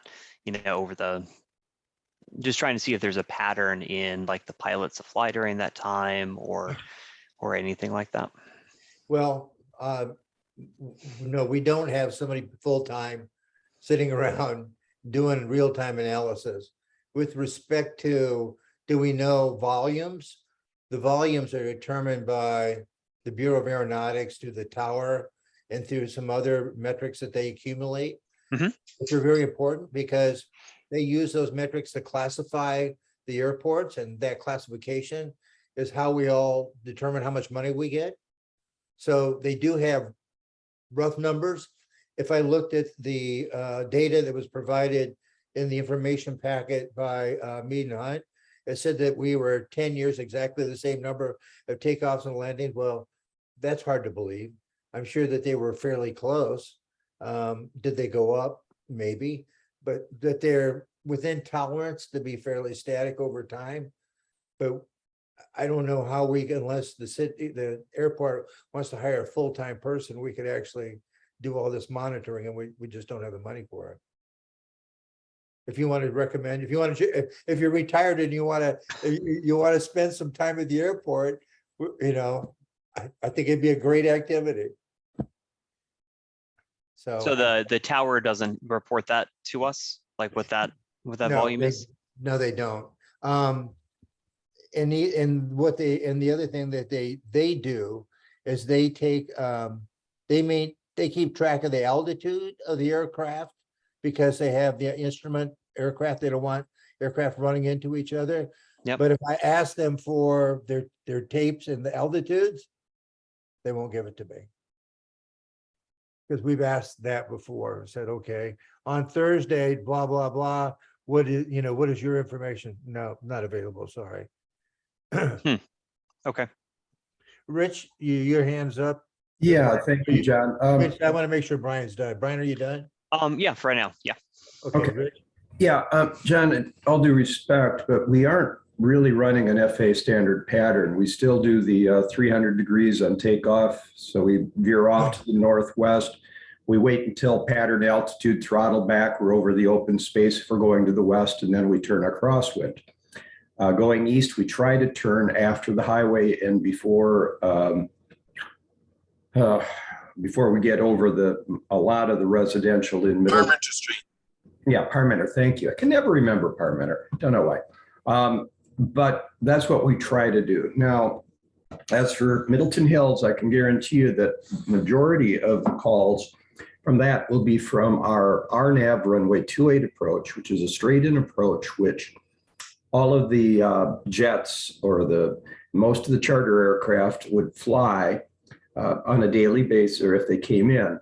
And also on departures, they are not making that turn over Parmenter. Their manuals, operating manuals, say you follow the instrument departure procedure, which legally requires them to fly straight out and then contact Madison.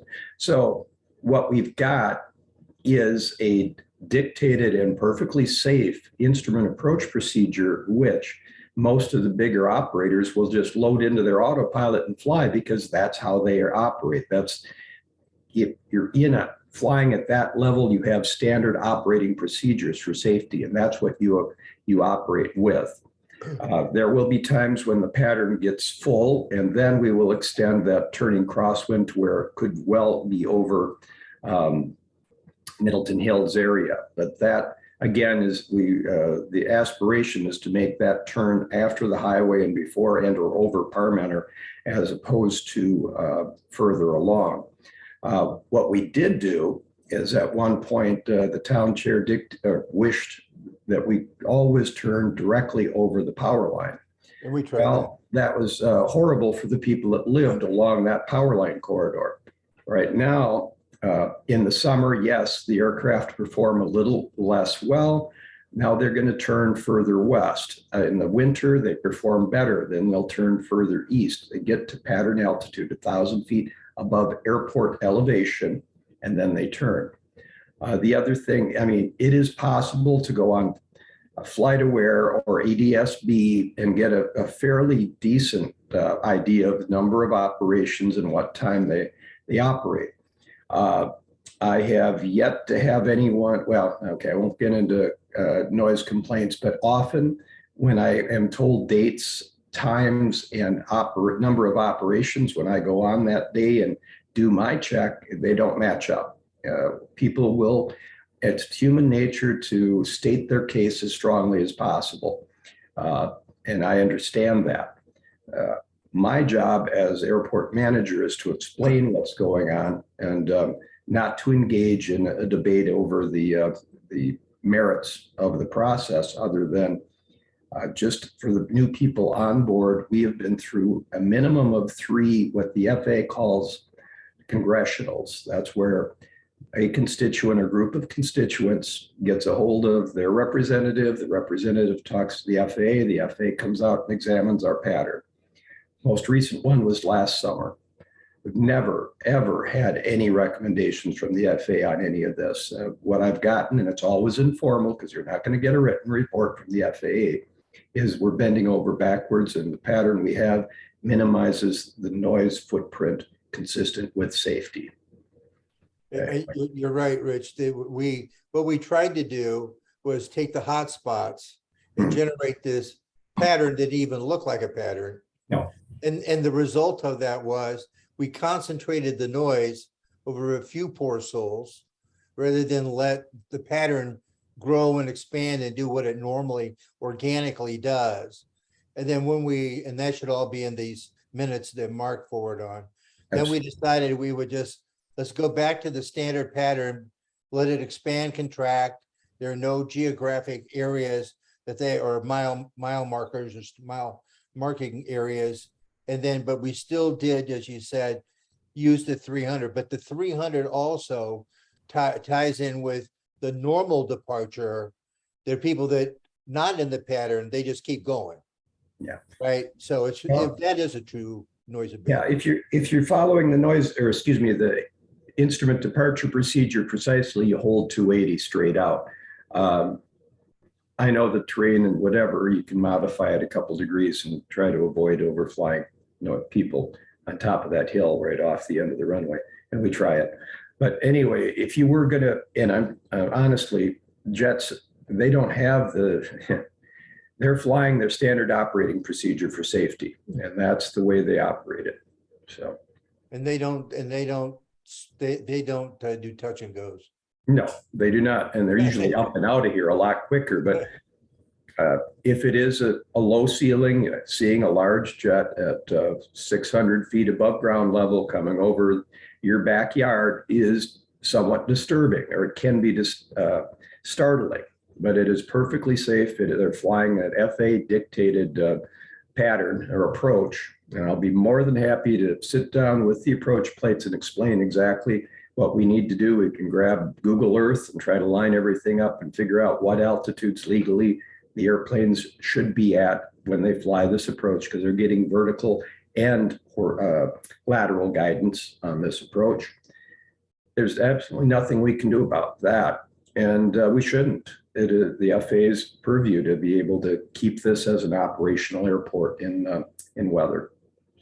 So to go back to Lisa's request for a couple of people to put their hands up, Kevin, you live in Middleton Hills, and I know that's something that you'd be more than happy to do. And maybe Rich, because you're the airport manager. Well, I'd be happy to be part of the group as advisory. I don't actually want to be part of the group. I don't feel that that's appropriate for, I run a business out there. I shouldn't be, anyway, I don't, you understand what I'm saying. Yes. And I can help out if needed, so just let me know. Yeah. That would be great. And I don't want to cut Dave off because I see he's got his hand raised, but I wanted to say that, Rich, your whole explanation, that's exactly, you've got the knowledge of the situation, the many different types of situations there are. I can help translate that into a succinct fact sheet that helps people understand, a simple analogy is somebody who's unaware of what lawnmowers do, suddenly realizing in April, you hear it once in a while. In July, you're hearing it every couple of days. What is this noise? Why is this happening? And just being able to sit down with the person and explain what that noise is, why you're hearing it, never in January, but you're hearing it a lot in summer when you happen to be outside doing things. That's the type of explanation. As long as, I think if people have information and understand this isn't just people willy-nilly, disregarding concerns over noise, they're following procedures, they're doing what's safe for everybody, not just the pilots and passengers, but the people on the ground. I think that translating your knowledge into something that can help people understand and feel like they've been heard and communicated with, I think that would be great. And I would welcome Kevin and you, Rich, in an advisory capacity. Absolutely happy to help out any way I can. Yeah, you cannot unlink the safety of the pilot with the safety of the people on the ground. They're automatically always linked. So, David, you had your hand up. Yeah, the one comment I have is, regarding a charting, call it a complaint map. And this sort of come up in the past. I don't want us to antagonize people who are phoning in, because if we do draft a complaint map, it's going to show their house. Now, granted, the complaints are public record, right? I mean, they can be looked up by name and address. If they provide name and address. Oh, right, okay. So, I want to try. I just want us to tread carefully. I'm very much in favor of educating people and helping them understand why sometimes they hear an airplane fly over their house. Yeah. The thing about the complaint map or whatever, we had a purpose back then, and the purpose was we were trying to see if there was some abatement pattern. I'm not sure it serves a purpose today. I believe if you're going to collect information, you collect it for a purpose. And if we don't have a purpose for it, then maybe it's something doesn't make sense anymore. Yeah, I just, that what I'm learning in the narrative, to be a good steward at an airport, whether you're a pilot or someone in the area, is it's easy for us as pilots to say, well, we're following the rules and we're doing what we're supposed to do. We're flying, we're keeping 1,000 feet above all any, populated surfaces, in closer vicinity of the airport. And yeah, the airplane makes noise, so I'm sorry, you got to live with it. And so now if we start identifying these people who are making the consistent, I mean, I'm sure it's well, they are, the people calling in with the complaints are the same people time and time and time again. Yeah. And I just don't want to go after them and antagonize them. It makes sense. Yeah, I understand, Lisa, from your perspective, from an instructional standpoint, it makes sense. Why are people in Middleton Hills hearing airplanes when that's not even part of the pattern? It's part of an approach, might be part of it a departure, but people who are flying small general aviation aircraft at the airport, like say a Cessna 152 or a Cessna 172, they're not even getting close to any of that when they're doing practice flights in good weather. Wind also plays a big important part. Which way the wind's blowing is which way the noise goes. Yeah. Oh yeah. You Right, can hear boats on the lake anywhere in the city, in the town of Middleton, when it reflects off the water and the wind's blowing in the right direction. So, I mean, there's so many variables Yeah. to deal with, but I mean, you make a good point.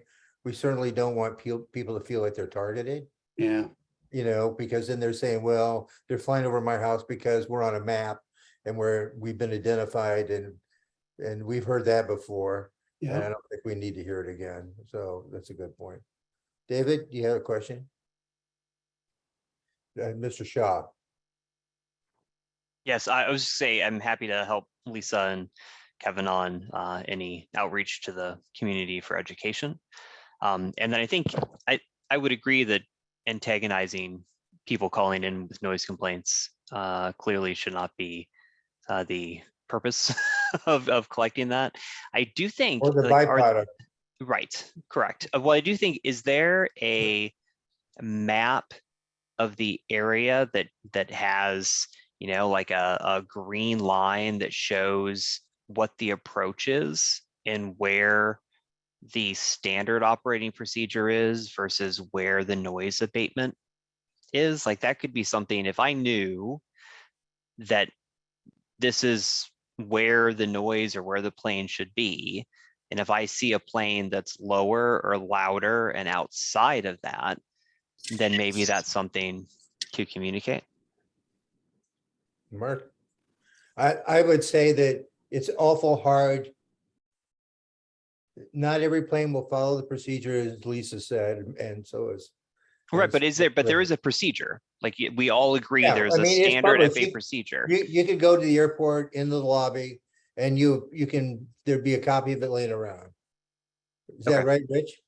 Yeah, absolutely. And I thought that maybe at one point we had it on the city website on the airport too, the noise abatement procedure. It probably is. And I'm sure that the manual that you wrote, John, is there as well, as if you want to do Yes. this little digging. But yeah, a illustration of it, we have one set up for all 4 active runways. We have 2 surfaces and 4 runways because you land on, 1 runway is actually 2. But yes, we have that. And again, this is approximate.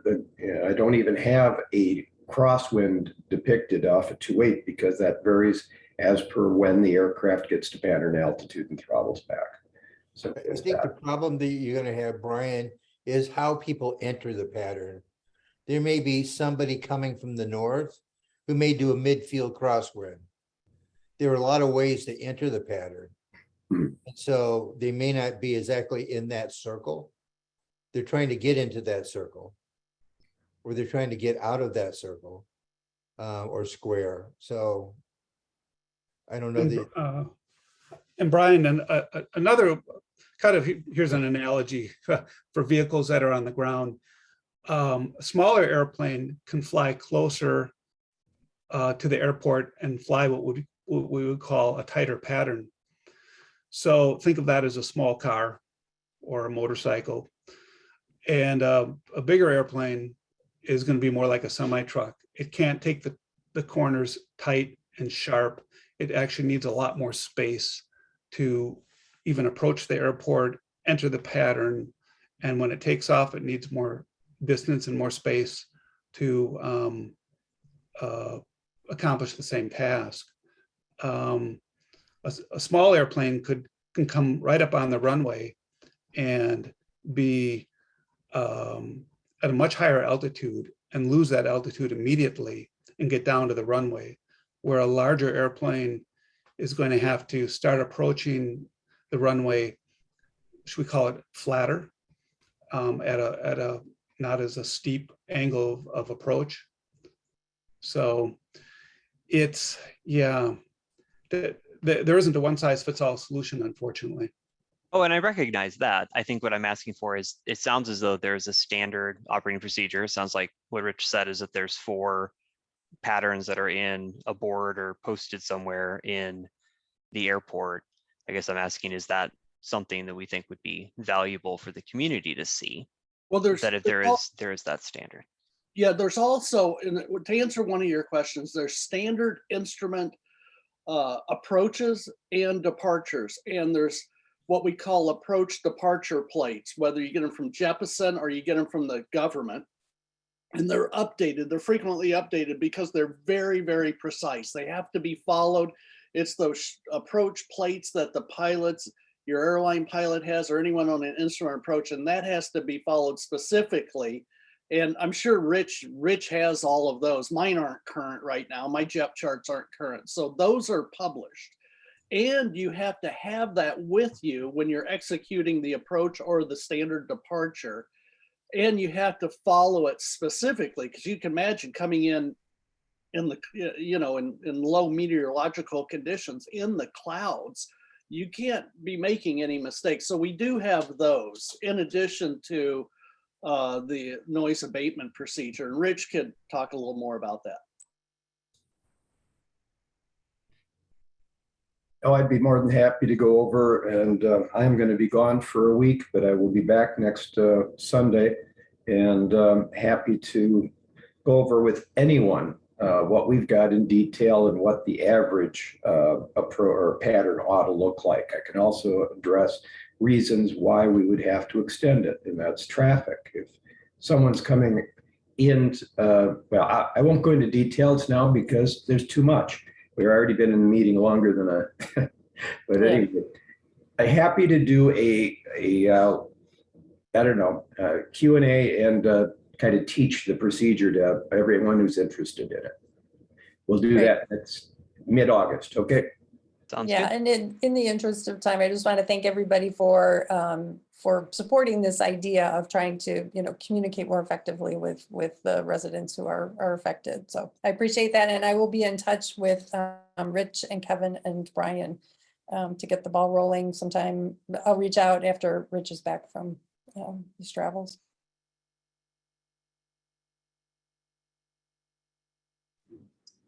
This is Mark. You're muted, John. Can you hear me? This is Mark. Yeah. Yes, Mark, we can hear you. Okay. John Halleck, you're muted. I was simply going to say that I'm happy to, when I get back to my computer, I'm happy to provide the maps that are referenced, Lisa, and what you read in the report, the minutes from past meetings. I can easily send those to you.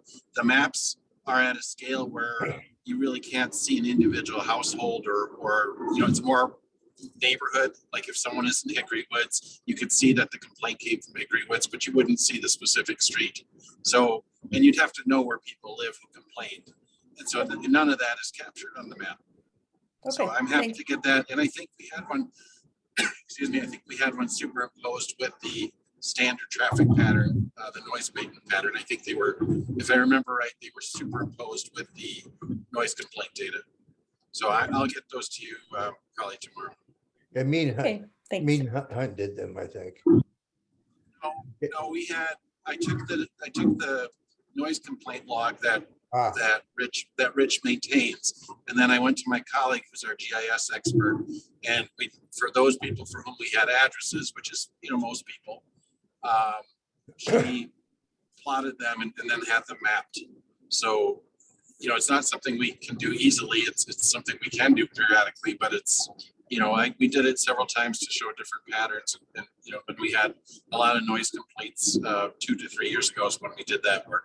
So I'm happy to provide you with that. It's not going to be any identifying information for any individual noise complaint. Okay. And I will simply add, I don't look at all the noise complaints. A lot of them don't come in through the city system.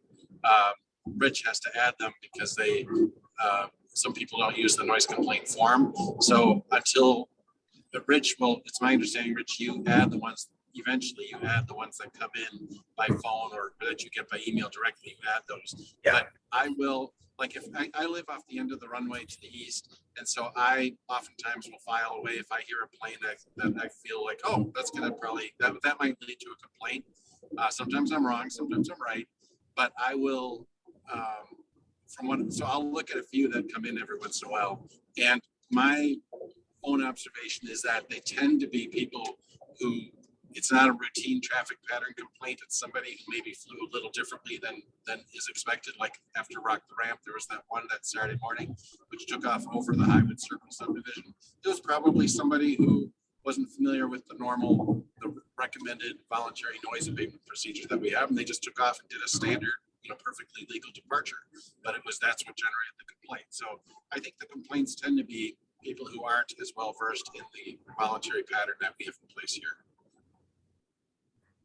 thanks, Mark. Like what I said, Lisa, when I was on mute, was it would be good after you developed your document to bring it back to the airport commission for comment prior to publishing it.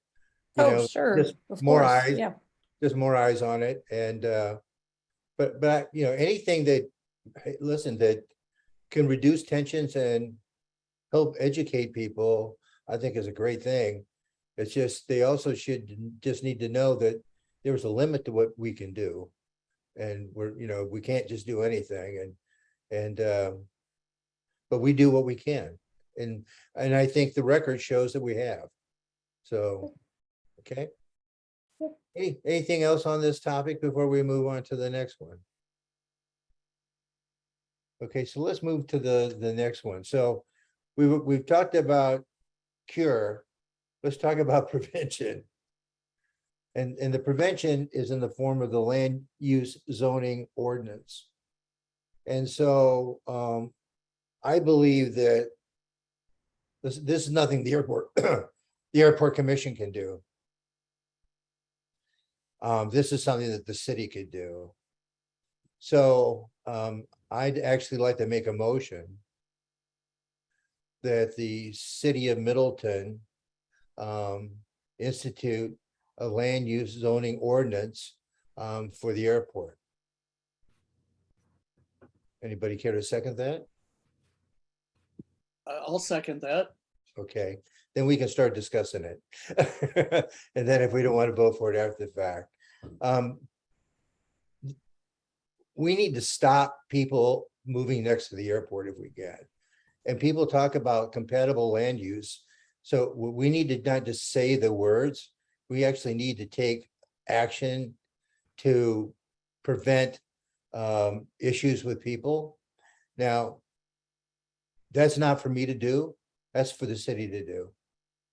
And if the city does it in conjunction with the town of Springfield or the town of Middleton or whoever, that's fine. There are templates and there are experts that can assist the city in doing whatever.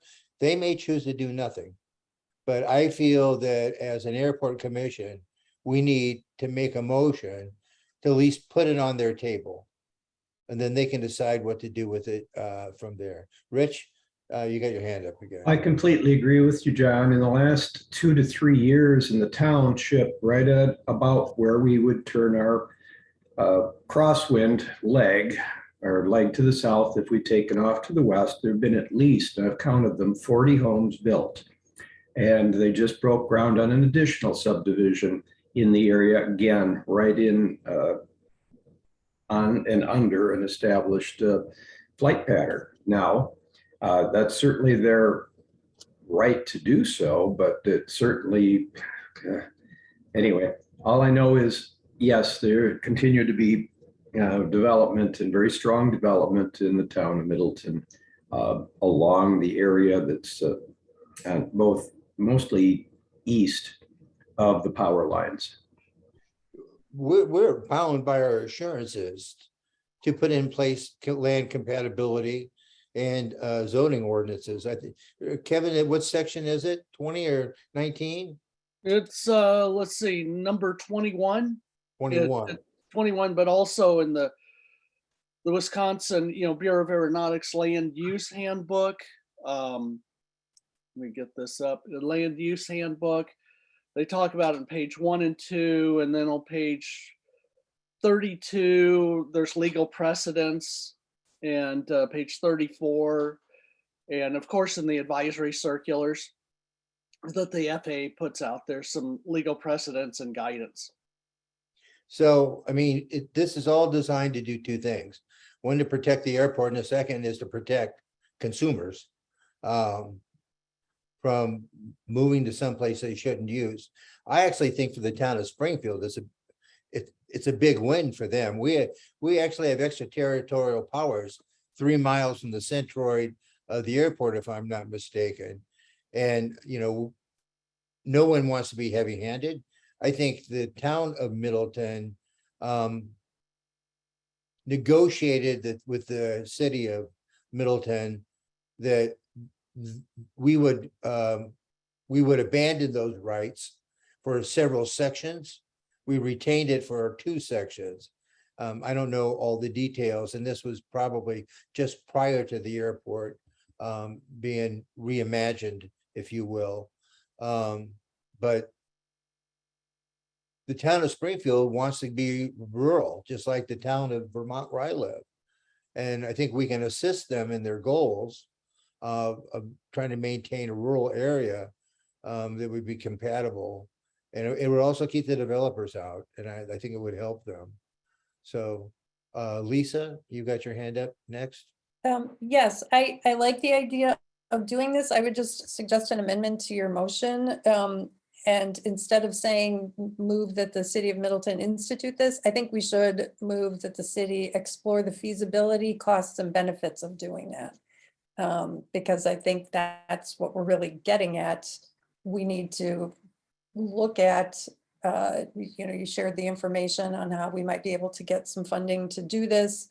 We want to make sure we go into it understanding what are the implications of, for example, the fact that like right now, Middleton Hills is located within this 3-mile area. I read through this, You can't erase it off the map.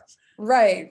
But I saw in the one for Dodge County, Yeah. just the idea that, maybe you can't expand your home. If it's like, if you make any changes to something that is covered by one of these restricted zoning classifications. Yeah, I just want to make sure we know what we're getting into before we propose that the city actually move forward with it. So I would support the motion if we amend it to make it clear that we're talking about just exploring the feasibility, costs and benefits at this point. Yeah, I think that in the process, I think that's implied.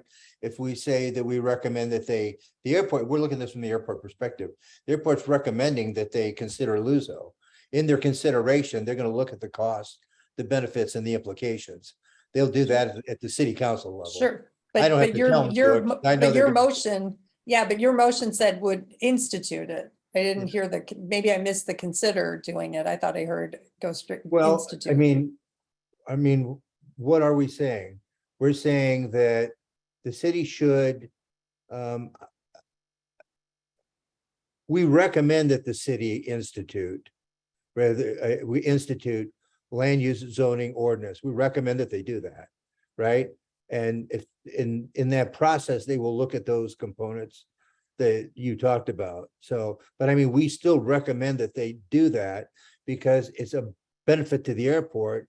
And I think it's certainly a benefit to residents around, because we don't want to be going through this noise complaints and sound complaints and overflying our house issues if we can prevent it. And we're honored by our obligation is to prevent it. The city's already agreed to do it. When they signed the assurances, they've already said they will do it. If you read the assurances, they've agreed to that. Right. When did they So sign? When did your we motion first? then? Go ahead. Go ahead, Go ahead. go ahead, Luke. Well, Hey, so is this the motion then? Is it to recommend that Springfield and the town of Middleton do the same? Well, the city, so let me kind of explain to you, I think, what the process is. We make a recommendation to the city of Middleton. The city of Middleton in its process, but the city of Middleton is the sponsor and they are the ones that would do this. They would engage with surrounding townships. They would go through whatever. I'm on a call. Beg your pardon? Sorry. Keep going. Luke came off mute. Okay, yeah, they would go through whatever processes they deemed appropriate in the analysis of whether or not they should do it and in what fashion they should do it. We're not suggesting in what way we are just recommending that they institute land use zoning ordinances. That's all we're recommending. And they have Sure, to, and- they have to make a decision in what process they would evaluate that and approve it. Now, if I was them, and it's not for me to do, I would engage with the town of the township of Springfield, for sure. And Because that's where it's not developed. right. And at the risk of cutting in line in front of Dave, my apologies, Dave, I just wanted to add that, again, the difference between this commission recommending that the city institute the land use zoning ordinance versus that the city consider or explore the feasibility, costs, and benefits of instituting a land use zoning ordinance. Those are very different things, given what you just said, working with the town of Springfield. At Luke's initiative, Alder Fassard's initiative, we just had a meeting with the town of Yep. Springfield. And I just feel politically for the news to get out that the commission is recommending that the city do something that's going to affect the town of Springfield without softening the language to make it clear that we're talking about just beginning the process of looking into this. And, we would even consult with the town as we do this.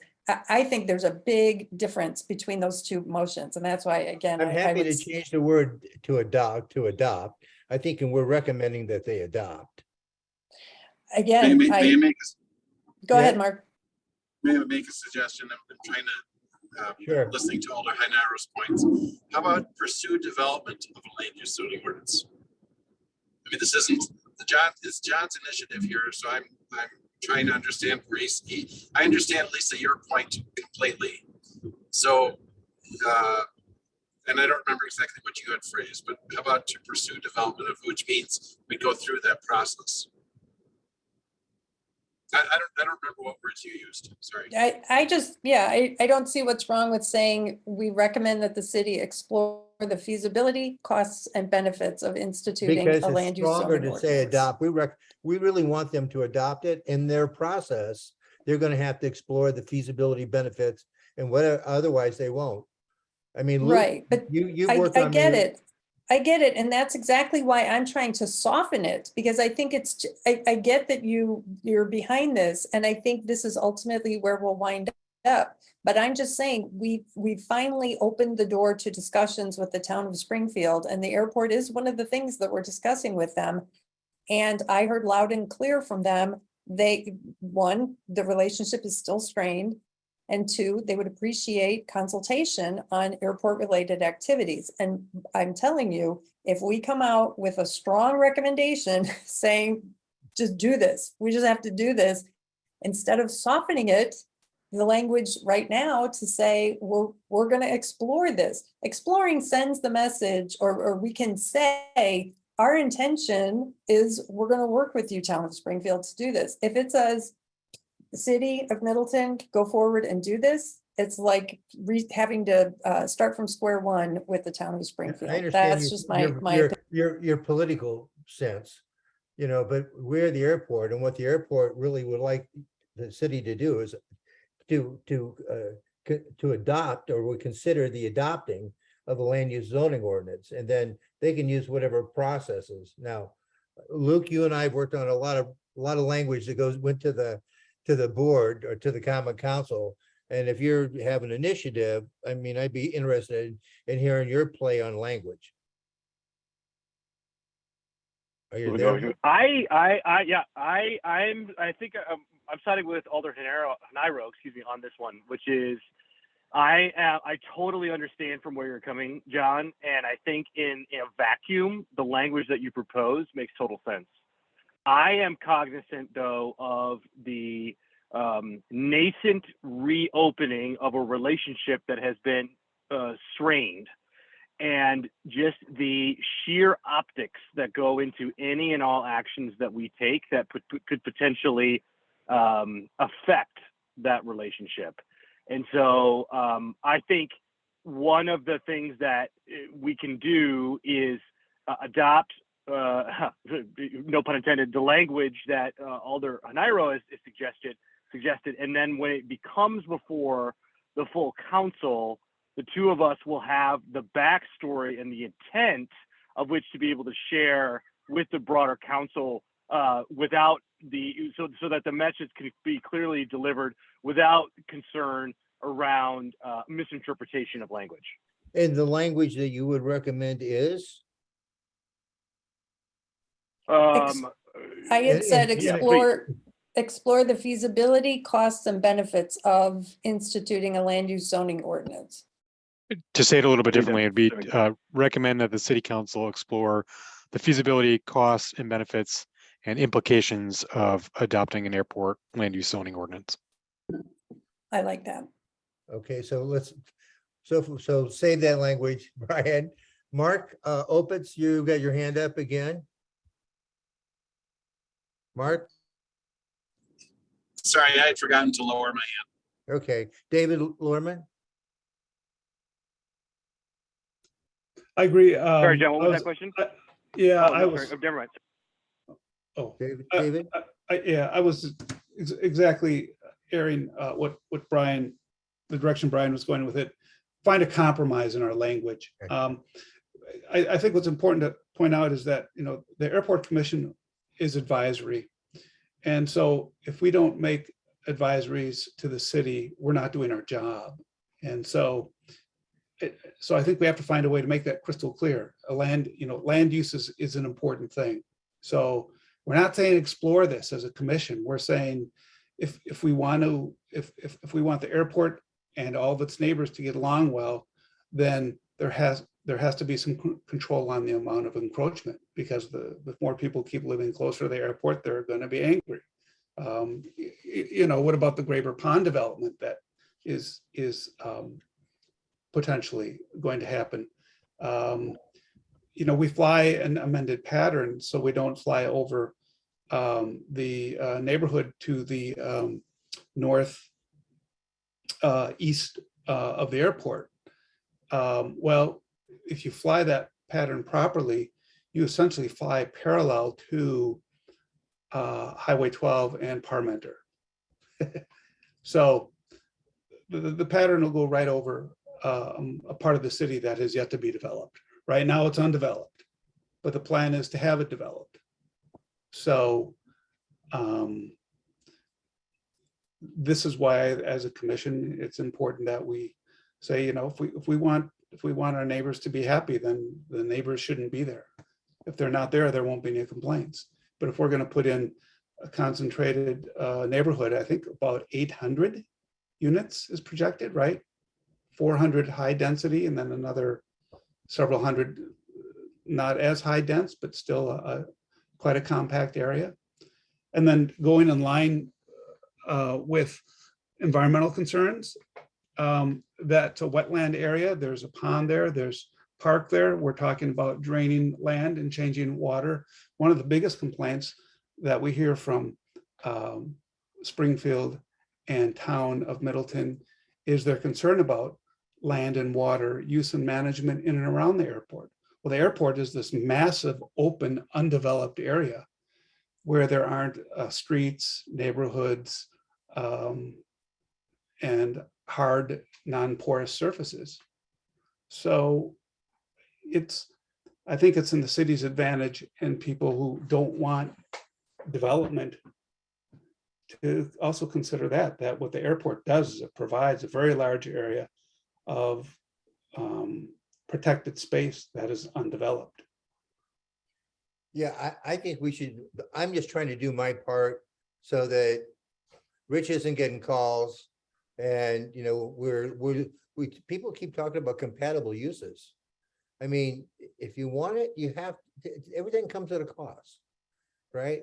And if you don't want compatible uses, that's fine, but don't pick up the phone and complain. You know, Please, I don't know what else please to say. understand, sorry to interrupt, but I know we're like way past our time. And I think this is very important. And I just want you to understand, I'm not, you don't have to convince me that we need the land use zoning ordinance. Yeah. It seems to me that, what was the first day we signed those assurances? That's probably when we should have done the compatible land use. Absolutely agree, 110%. So we're trying to fix a problem that should have been solved a long time ago, Yeah. avoided a long time ago. And all I'm saying is if it's to the city's advantage and it's to the airport's advantage to have a good relationship with our neighbors to the north. I And don't disagree with that. And I feel it is, we're unnecessarily pushing to go straight to telling the city to institute this. I think Well, we you can- said yourself, John, we won't go forward. We have to get the cost estimate. We have to find out, you know, what is this going to entail? Let's phrase it that way, make it not as strident, and give us an opportunity to, Luke and I and the council, to bring the town of Springfield into this process. I don't, so Brian, Gata, what was the language? Can you rephrase it again? Because I think if I add a little bit to the front of that it'll meet all of our needs. Sure. What I would consider to be the substitute motion would be that the Airport Commission recommend that the City Council explore the feasibility, costs, and benefits and implications of an airport land use zoning ordinance. Mhm. I think if we added in the front there that and we've got to meld it in together. The airport believes for future compatibility, and then start your sentence. So we're saying we recommend, we suggest for future land use compatibility that the city institute, you know what I'm saying? I'm trying to put that into the front, so our intent is there. Brian, you want to try to meld two sentences and I can make it an amended motion? Yep. Give me 1 second here. Brian, Yeah, you had I'm it going. before, Brian. You had Yeah, your so- exact same statement, then you just simply put the word adopt in there, and that's it. Okay. So sorry, if I'm melding Yeah. Hanero's statement, it's to be the Airport Commission suggests for future land use compatibility that the City Council explore the feasibility, costs, and benefits and implications of a airport land use zoning ordinance, period. And right before of airport land use zoning ordinance, you simply put the word adopt. Okay, of adoption. Yeah, because you're saying explore and adopt at the same time. So can you basically read it one more time and then I'll agree to amend it? Sure. So it'd be the Airport Commission suggests for future land use compatibility, comma, that the City Council explore the feasibility, costs, and benefits and implications of adoption of a airport land use zoning ordinance, period. I'm willing to amend my motion to that. Do I still have a second? Anybody care to second it? I'll second it. John, I don't- this is, go ahead. Oh, sorry, go ahead, Alder Hanero. I forgot who originally seconded it. Usually we would go to that Yeah, David person. did, and I think he's rethinking it, but No, Alder Hanero, go ahead. You second it. Yeah, Okay, I'll second it. and Luke, comments? Oh, I just wish it could be a little bit longer, but I'll live with it. Luke, okay. So we have a first and a second. Is there any additional discussion? Hearing none, I'd like to call a vote. All in favor of passing the motion, please say aye. Aye. Aye. Anybody opposed, same sign? Okay, so the motion carries. So now it's up to the city to take it from here. We've done our part. I think that's it for the agenda for tonight. I think we had a lot of good discussion, a lot of important topics. And I appreciate everybody kind of hanging in there with us. Next month, we will try to go through the land leases as asked, and we will then roll into what we're doing with the Bureau of Aeronautics and our projects. And I'm going to, once I start the meeting, I'm going to hand it over to David Lorman, who's the vice chair, so he can practice being the chair in the case I'm not here. And then I'll crib along with him best that I can and answer the questions, because I'll probably be the subject matter expert on some of this stuff. But you can still conduct the meeting, and I think it's important that everybody be prepared to do their part. Never can tell. I might be out of town or something. I hope I'm still here though. So with that, there's the final, so that's what I have on my list. Does anybody else have anything extra that they'd like to put on the list? And if you don't Yes. can't think of it now, don't worry about it. You can email it, tell Mark or I Brian. do. I was going to ask if we could have on next month's agenda, just some time to talk about the possibility of resuming in-person meetings, at least on a somewhat frequent basis. I totally appreciate the value and time savings of doing Zoom meetings, but I think it would be beneficial as a body to get together in person, at least, maybe every quarter, if not more frequently. Yeah, that might work. I mean, this is so convenient for all of us, and especially in times when COVID is somewhat resurging again. Everybody I know has got it. I don't want it. It would not be good for me. So that's why we do a lot of it. And it's just, some of us are traveling once in a while, but certainly we could try to focus on making it in person occasionally. Fine, I'll take that under consideration. What else? Anybody care to make a motion to adjourn? I'll make the motion. I'll make the motion to adjourn. Anybody second? I will second that, John. This is Luke. Okay, so first and a second, any discussion? If not, let's take a vote. All in favor of adjourning, say aye. Aye. Aye. All right. Opposed, same sign. Great meeting, everyone. Thank you. Thank you. Thanks, Bye-bye. John. Thank you. Bye-bye.